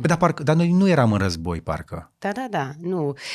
Știți, nu cred că nu-și dorește să devină președinte pentru că crede că e o pălărie prea mare. Nu, la ce tupeu au pe ei. Nu e o pălărie mare să fii prim-ministru României. Pe acolo ce tupeu atenție, ăștia au un tupeu fantastic și prin asta s-au remarcat, prin tupeu fantastic. Eu cred că el s-a gândit că dacă nu va candida, va fi scos în șuturi de la conducerea PSD-ului. Așa este. Atât. Asta a fost singura treabă. Pentru că eu nu cred că el a ajuns acolo pe o meritocrație pe care noi o recunoaștem din mediul de afaceri, spre exemplu. Nu cred că a ajuns acolo pe performanță, a ajuns doar pentru că este loial partidului. Că el de fiecare dată când îl auzi vorbind, vorbește despre faptul că el este un om simplu, un român obișnuit. Noi nu vrem români obișnuiți, sincer, nu vreau un român obișnuit să mă conducă, vreau unul mai tare ca mine. Dar el se prezintă ca un om obișnuit care a primit încrederea colegilor și colegii au cerut chestia asta și partidul îl susține. Da, cunosc liniile astea și am și suficient flair și mare experiență în partea asta de televiziune și am înțeles din momentul în care el și-a luat consultant. Am văzut care sunt predicatele, am văzut care sunt liniile, am văzut care este punctajul pe care îl primește. Eu am mari probleme, de fapt nu eu, consultanții pe care am au mari probleme cu mine, am și un consultant american și un român și am mai mulți specialiști în jurul meu, dar sunt foarte supărați pe mine. Păi văd că nu ești cu script. Deci ei sunt foarte supărați că eu nu învăț texte pe de rost și că spun ceea ce cred. Eu nu cred că Marcel Ciolacu s-a dus cu script la Andreesca. Nu, dar a învățat pe de rost. Eu nu cred că el a învățat ceva pe de rost la interviul ăla. Dar nu știu ce, n-am văzut interviul, m-a scăpat. Trebuie să vezi interviul lui Marcel Ciolacu la Andreesca. E ceva rău acolo. Vai, Doamne, este epic. Nu am văzut așa ceva în viața mea. Deci El în care a spus că și-a meditații la economie și la engleză. Așa, super. Și că ce vă califică ca să fiți președintele României? Sunt asumat. Zi-mi tu ce înseamnă să fii asumat, că eu nu înțeleg, eu nu știu care e faza asta cu asumarea. Sunt un politician asumat. Da, am mai auzit și o chestie asta care mă deranjează, eu îmi asum, adică ce ți asumi? Îți asumi un mare respect, adică ce? Îți vinzi rinichii, vinzi casa și o dai înapoi către țară, că ai făcut o mare greșeală și ai băgat țara, ai dus-o la deficitul pe care ai dus-o, cum îți asumi? Concret! Că atunci când îți asumi, există consecințe. Cu ce? Îți asumi cu ce? Cu onoare, cu demnitate? Ăștia nu o au. Nu se asumi, nici cu onoare, nici cu demnitate. Deci ei nu știu ce-și asumă. Pentru că, de fapt, e foarte ușor să zici, mamă, e bună asta cu asumarea, mamă, ce cap. Nu-și asumă nimic, de fapt. Spune, domnule, uite, pune pe masa asta. Eu mi-asum cu ce? Cu funcția mea să dispar de tot, să emigrez din România? Cu ce? Cu ce ți-asumi tu dacă te duci și duci țara asta la un deficit și mai rău? Da. Dacă crește inflația. Zi-mi cum îți asumi. Problema e că chestia asta cu CSAT de care vorbim, mi se pare un pic mai gravă.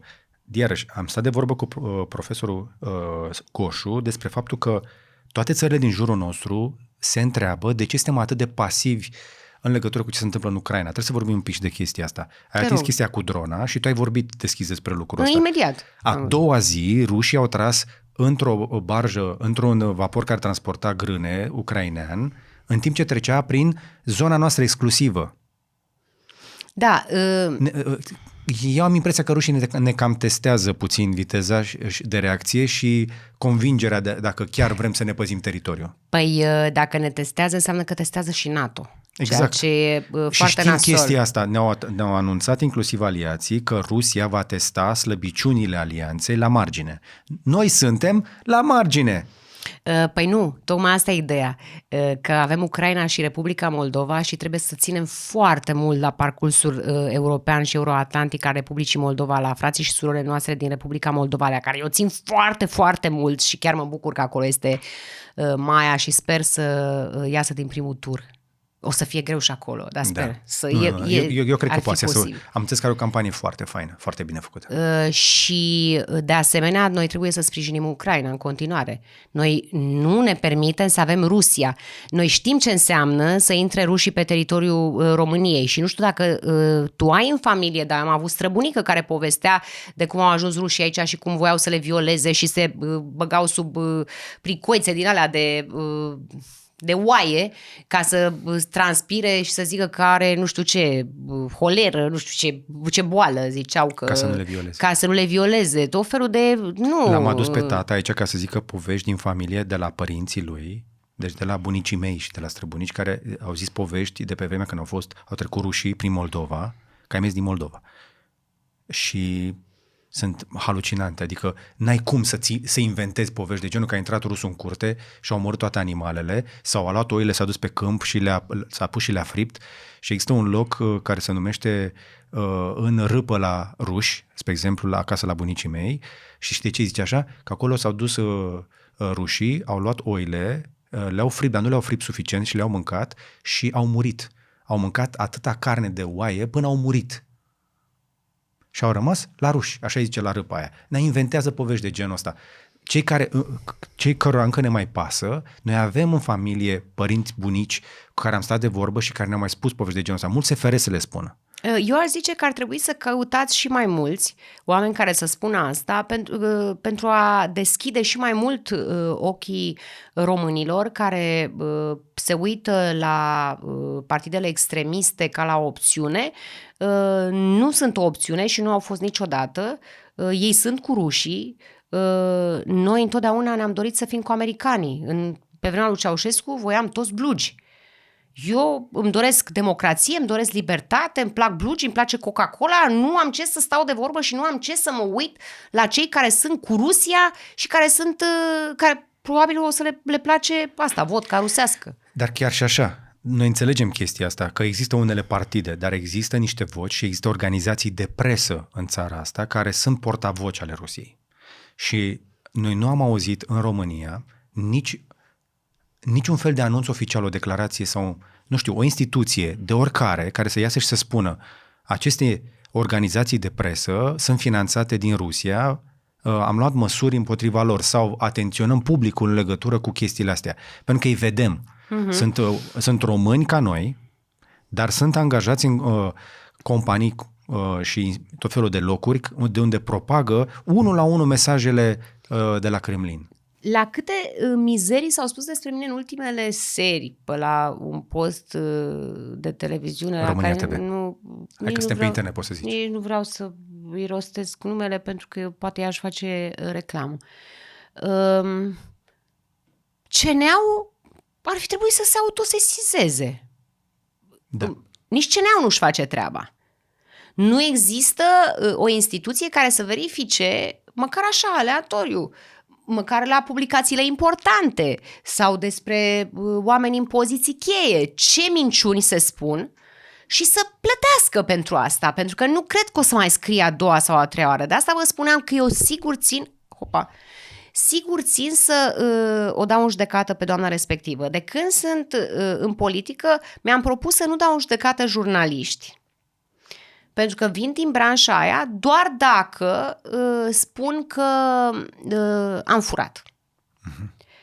Atunci nu pot să închid ochii. Dar m-a deranjat și acest fake news foarte tare și vreau neapărat să plătească cineva pentru asta. Și o să mă țin pentru asta și chiar dacă o să mă judec 5 ani. Nu mă deranjează absolut deloc. Da. Deci avem nevoie de instituții care să se ocupe și să verifice și în mediul online. Noi nu am expulzat mai nimic de aici. Noi nu am prins spioni ruși aici. Noi chiar credem că nu există spioni, că nu există manipulare, că nu există agenți de influență ai Rusiei în România, pentru că nu am văzut nimic de la începutul războiului în care România să vină să spună i-am prins, am oprit, am luat măsurile astea.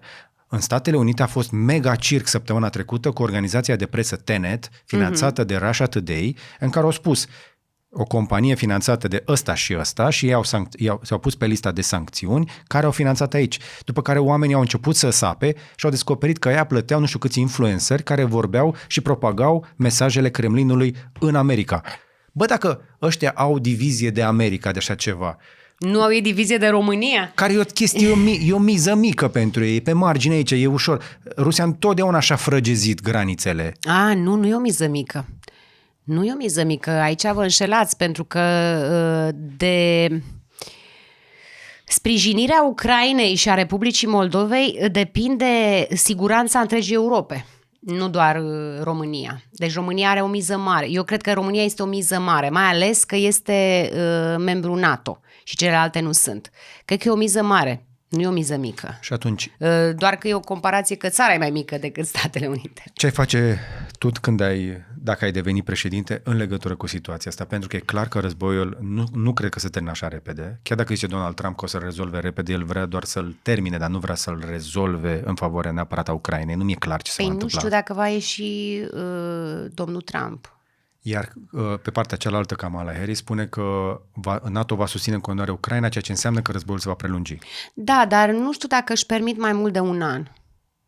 Pentru că există și mult mai multe puncte importante pe glob și să nu uităm de China, să nu uităm de Taiwan, să nu uităm de un întreg context geopolitic.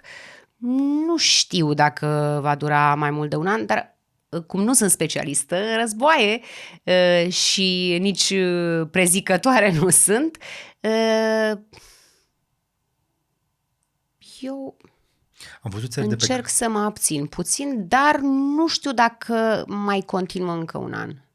Am văzut țări de pe graniță, inclusiv cu femei la putere, la conducere, care au anunțat populația că trebuie să vină la antrenament, să se pregătească pentru o eventualitate, și-au întărit granițele, și-au mărit bugetele de apărare.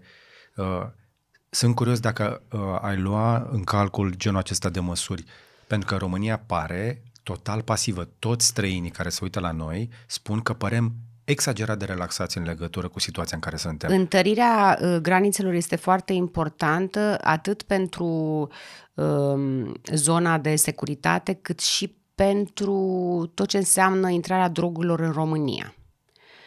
Mie mi se pare îngrozitor că noi punem anatema și vina pe victime, pe consumatorii de droguri și nu pe traficanți. Și aici ar trebui să avem o aplecare, cum să zic, foarte serioasă în zona asta cu drogurile și cu granițele. Nu m-aș gândi la armată obligatorie, că pentru asta ar trebui întrebați românii, adică ar trebui un referendum. Cred că ar trebui să întărim. Rezerviștii la antrenament?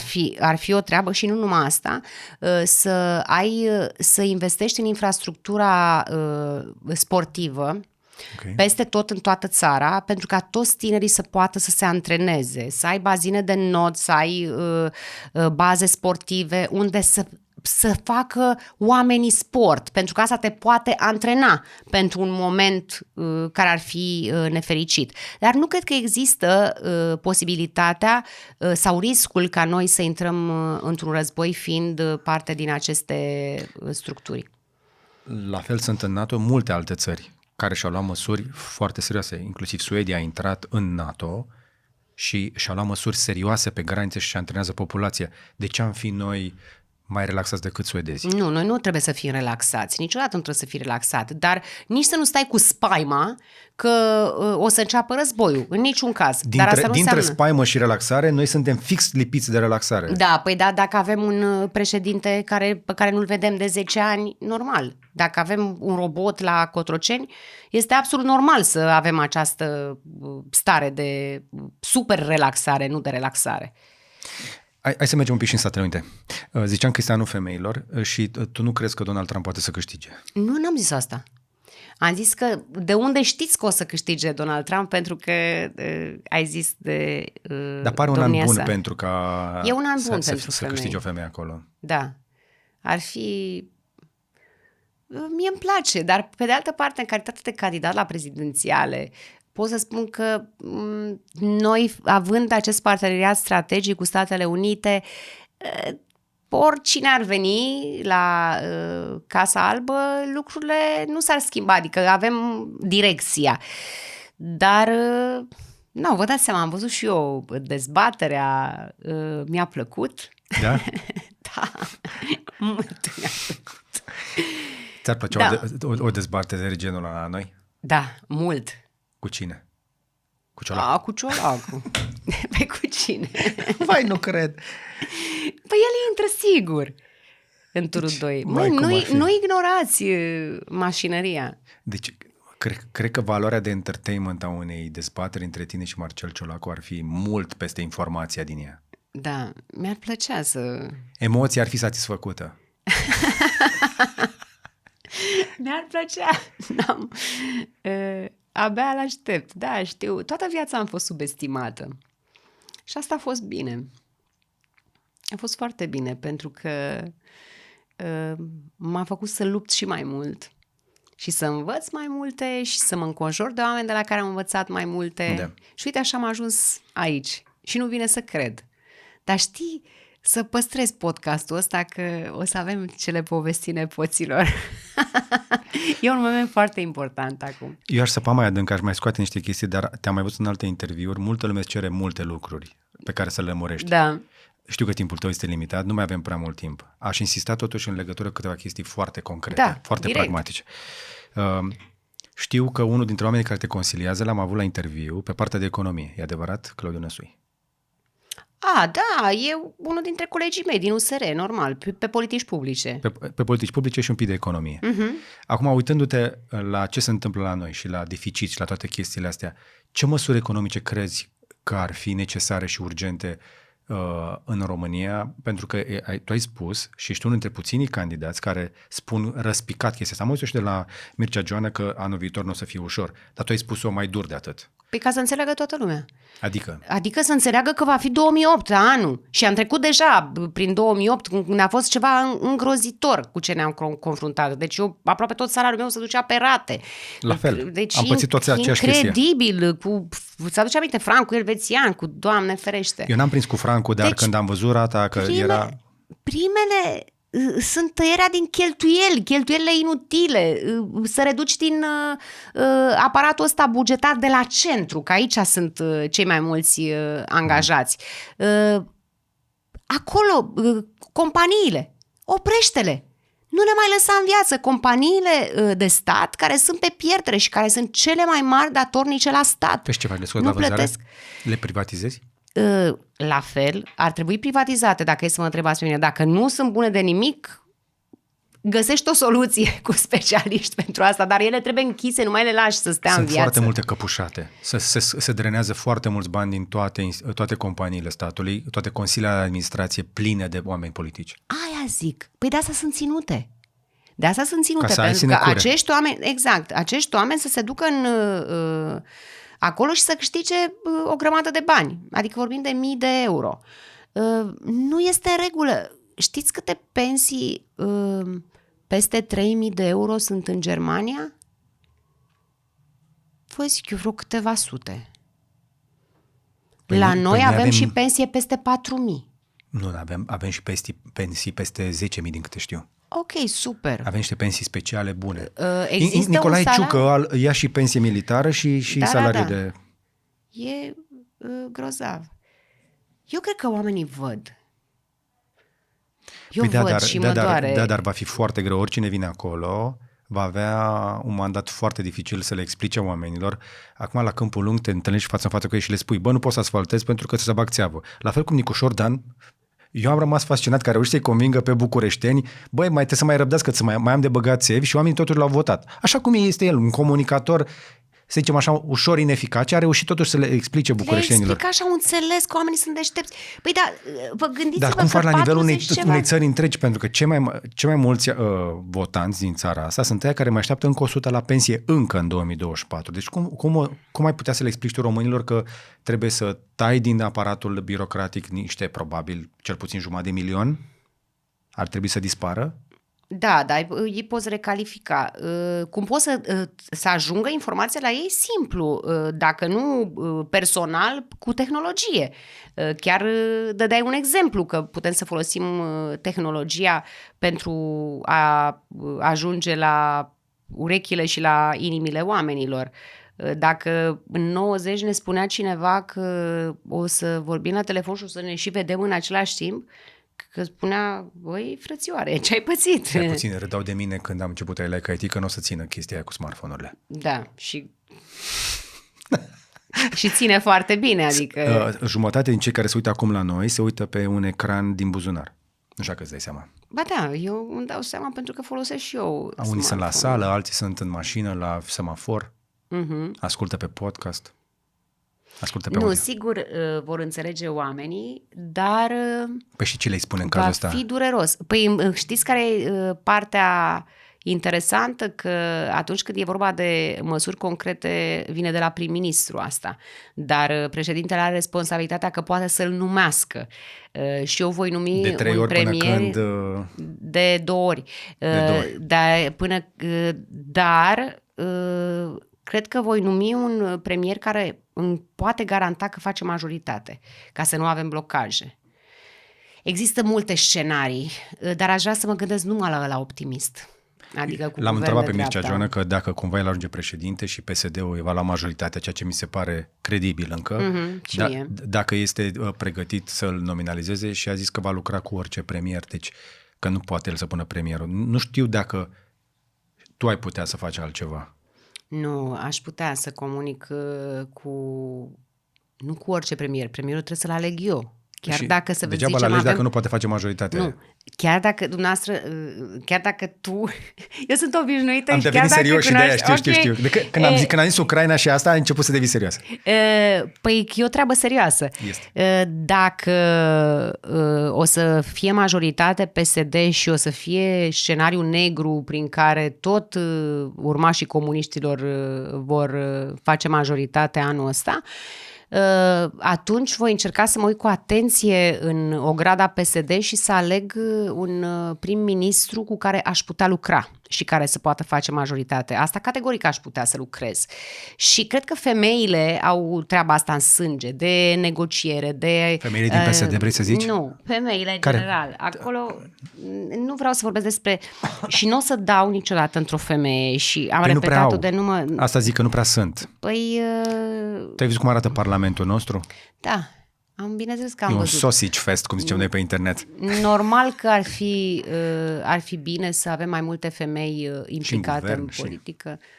Toate țările care au pus femei în poziții de executive, toate au avut creștere economică. Nu știu dacă știi. Da, nu știu dacă știi că și ProTV, în momentul în care a avut doar șefe în toate direcțiile, doar femei, a mers Cel mai pe bine. profit și a mers cel mai bine.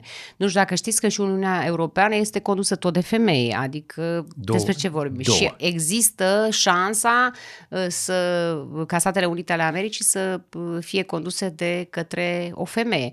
Eu cred că este anul femeilor și...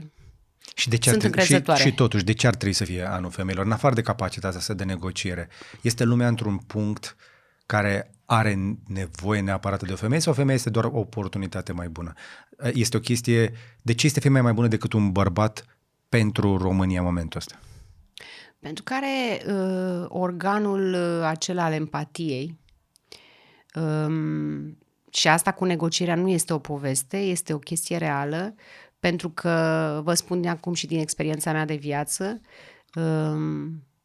o femeie știe să țină o familie unită indiferent cât de diferite sunt ideile din familia aia, adică nu face ziduri și construiește poduri, dacă ar fi să folosesc o metaforă mai cunoscută, pentru care nu e conflictuală, știe să asculte și femeile sunt extrem de muncitoare.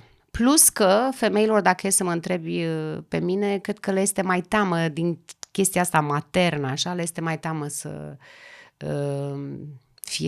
să fure, să fie corupte. Cred că le este mai teamă, gândindu-se că sunt mame. Probabil că asta e o chestie pe care o au femeile, dar vă spun asta în condițiile în care cei mai mulți prieteni mei sunt bărbați. Adică eu chiar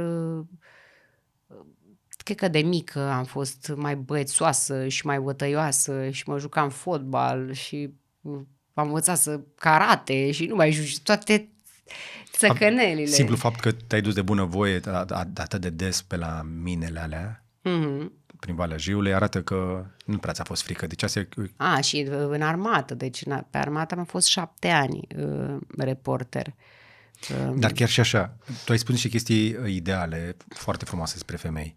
Nu sunt ideale. Ba da, sunt, pentru că dacă Ia zi ce te nu uiți ideal. un pic jos la comentarii, că eu deja văd viitorul, o să-i vină băieții, la mine sunt foarte mulți bărbați care o să zică și povești de genul, multe femei, mai ales în ultimii ani, au început ori să simtă presiunea asta, ori să simtă dorința, nevoia de a face niște schimbări și există foarte multe probleme în multe cupluri din țara asta. Rata divorțurilor este la niște cote istorice, se sparg familii ușor și nu sunt întotdeauna de vină bărbații. Da, nu... Dar stați un pic, dacă te uiți la mine ca la o feministă, nu ți-ai găsit omul.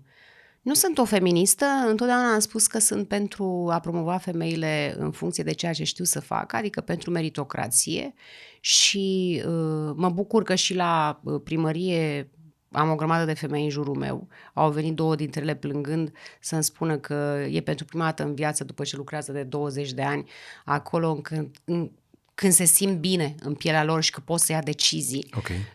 Le-am spus că nu e o problemă să fii vulnerabil. Okay. Cred că vulnerabilitatea e bună pentru că dacă, de exemplu, vine cu o idee și greșește un angajat, dacă îl desfințezi, s-ar putea ca a doua idee sau a treia pe care o are și să fie genială, nu o să mai vină la tine să ți-o spună. Plus că nu trebuie să fii feminist ca să recunoști că în România încă mai există mult misoginism. Și da, nu vreau să vorbesc despre că mi se pare că îl alimentez. Dar ai auzit povești de la tine din primărie, de la femei care, până să fii tu primăriță, să zicem, da. Să fi fost... Da, să fie trimise, ele având un alt job, să facă o cafea, să fie trimise la cratiță. Și pentru asta, aș spune cu toată încrederea, pentru toate trimiterile la cratiță, pentru palmele pe care și le-au luat, pentru atingerile nepotrivite din metrou sau din autobuz sau din tramvai, pentru faptul că au fost călcate pe cap ca să nu aibă un post mai bun sau să fie oprite în creșterea în carieră, și pentru asta ar trebui să voteze o femeie. Adevărul că avem destule femei încât ai putea să câștigi alegerile ușor dacă te-ar vota toate femeile. Ar fi bine dacă le-am susține. Ar fi extraordinar. Dar nu cred că va fi chiar atât de ușor să convingi toate femeile. Nici eu. Și cred că trebuie să fii puțin nebun, mai ales dacă ești politician, să crezi că te va iubi toată lumea. Nu. Mie îmi pica foarte rău când mergeam pe stradă, eu salut pe toată lumea. Și nu-mi răspundea vreo doamnă în vârstă sau vreun domn și mi se părea atât de nepoliticos. Ok, ai tot dreptul, ai toată libertatea să nu mă votezi când ești în cabina de vot, dar deci să nu răspunzi la un salut? Adică n-am folosit nicio jignire, absolut nimic. Deci doar am zis bună ziua, bună ziua.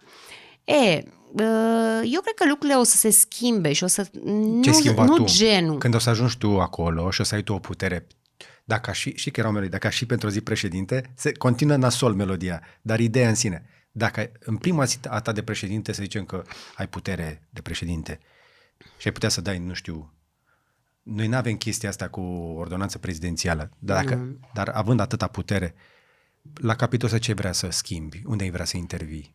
Cum am spus, la guvern, la parlament. Dar ce ai vrea să faci efectiv cu chestia asta? Corupția e pe primul loc, reformă pe bune în educație. Nu. Asta cu femeile, cu discriminarea asta. Păi cred că puterea exemplului cum să zic, prin felul tău și prin faptul că ai ajuns acolo, ești deja un exemplu și femeile capătă mai multă încredere. Eu cred că se va întâmpla asta. Cred că dacă în Republica Moldova vă duceți acum, probabil și o să întrebați mai multe femei, cred că sunt multe mândre că au un președinte femeie. Și cred că eu întotdeauna am dorit să inspir mai ales de când am intrat în politică, oameni de bună credință să intre în politică.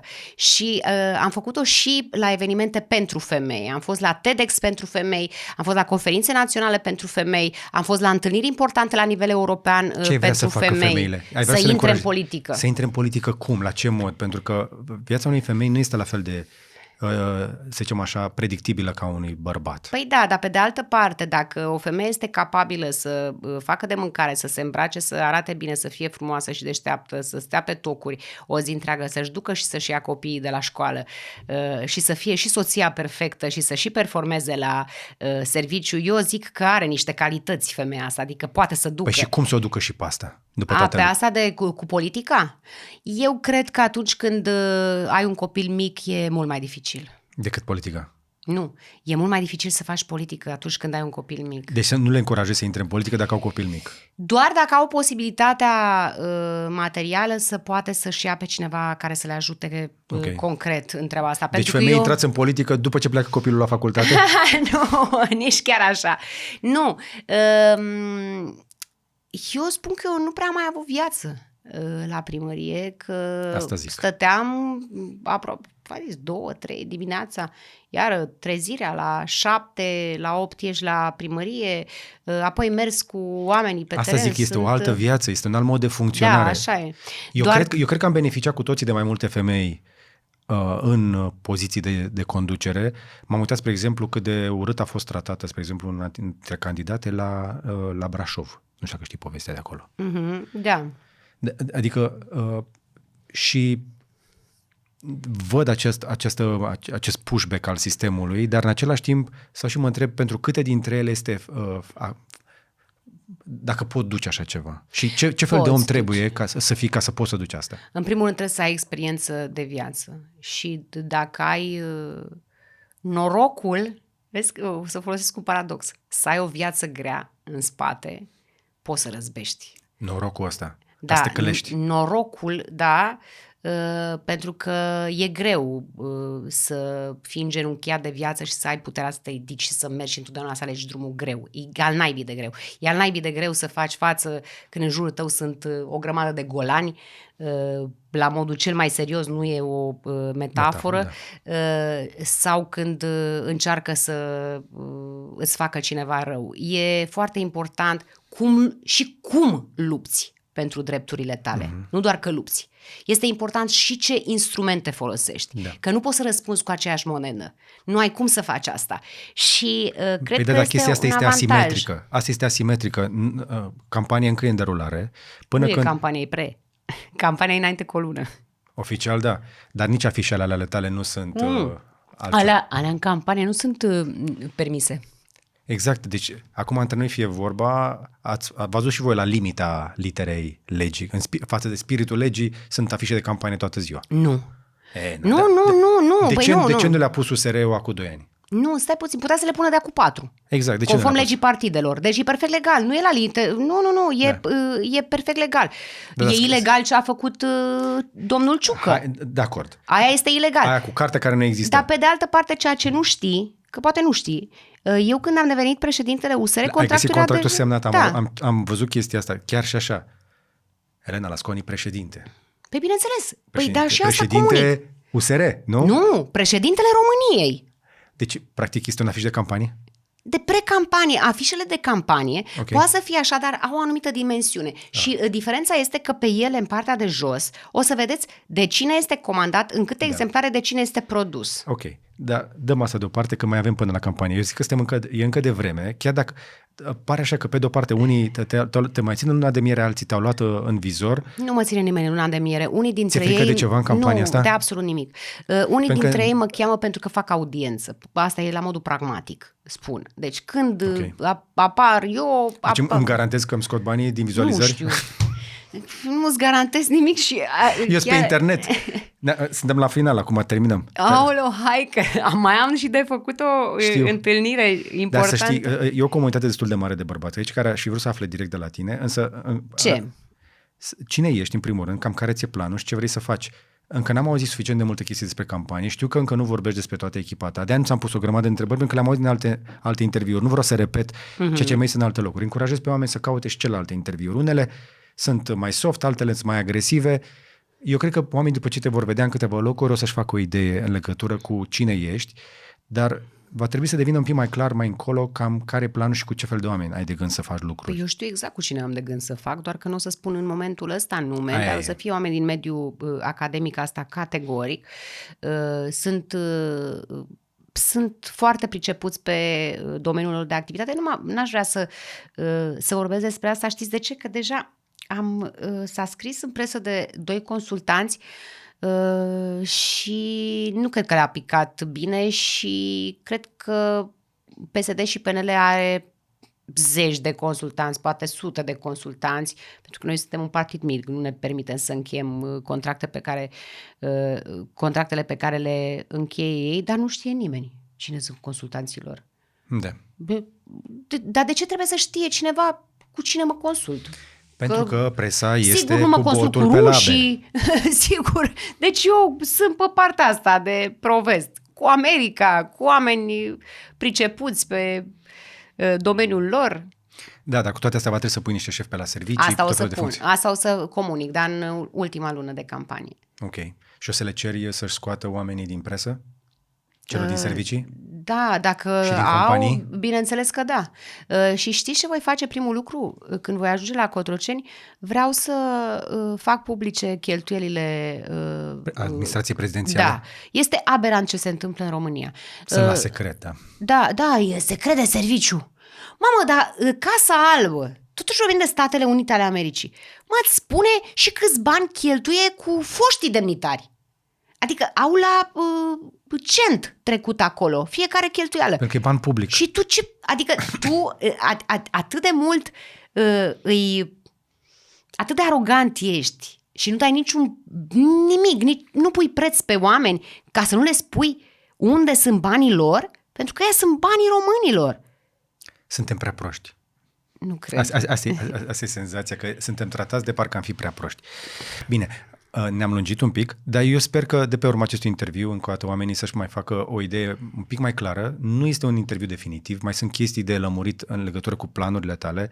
Încă o dată, eu încurajez pe oameni să mai vadă și alte interviuri, la fel cum încerc să mai aduc și alți candidați și mai urmează cel puțin încă unul, exact cum am zis, și îți mulțumesc că ți-ai făcut timp să vii. Și eu îți mulțumesc foarte mult că m-ai invitat. Cred că am atâtea de povestit că aș mai putea să mai stau încă 2 sau 3 ore aici, dar îți promit că o să mai vin. Oricum, după ce înainte de turul 2, o să mai vin o dată. Serios? Da. De bunăvoie? De bunăvoie. Bine. Dacă vrei, poți să vii și la Cotroceni, să vezi cum e, să se deschidă ușile Cotrocenului pentru presă. Am trimis solicitare la Cotroceni din fiecare an. Și? Mi s-a spus ultima dată, că de acum nu mai am nicio reținere să zice, nu te mai obosi să trimiți. Să-i spui asta oricui, să-i spui, nu te obosi să trimiți o solicitare administrației prezidențiale unde lucrează președintele tău, că el e președintele meu, e al nostru, da? Noi l-am pus acolo, noi îl plătim. Anyway. Mai bine refuza frumos. Spunea, datorită programului încărcat. Da, cum fac care program de... încărcat? Stilul, păi are programul super încărcat, cu avionul de lux, cu... Bine, gata, hai să încheiem așa pe good vibes. Da. Așadar, încă o dată, vreau să aud doar chestia asta. Ești de acord cu o dezbatere? Cu Ciolacu. Mi-ar plăcea să o văd la o televiziune publică de preferat sau una de mare audiență, nu neapărat pe internet. Mi-ar plăcea, evident, să particip la așa ceva, dar nu cred. Cred că ar trebui să o vadă toată lumea. Da, și eu, la fel. Da, așa Ai semnale dinspre ei că ar fi interesați, că ar vrea? Nu, am avut semnale doar... Dar dacă ajungi în turul 2, cu Joana faci? Cum să nu? Da? N-am nicio problemă să fac cu domnul Ciolacu și cu domnul Joană. N-am nicio problemă cu asta. Dar cu Simion nu. Nu. Că e prea mic. N-ai ce. V-am spus, mie îmi plac libertate, democrație, blugi, cola, de astea. Bine. Lor le place cu Rusia. Ei spun că nu. Știți foarte bine ce zic și cred că și cei care vă urmăresc știu foarte bine ce zic. Cred că ar trebui să-l chem să spună el povestea asta, dar o să încerc. El e consiliat foarte bine în ultima perioadă.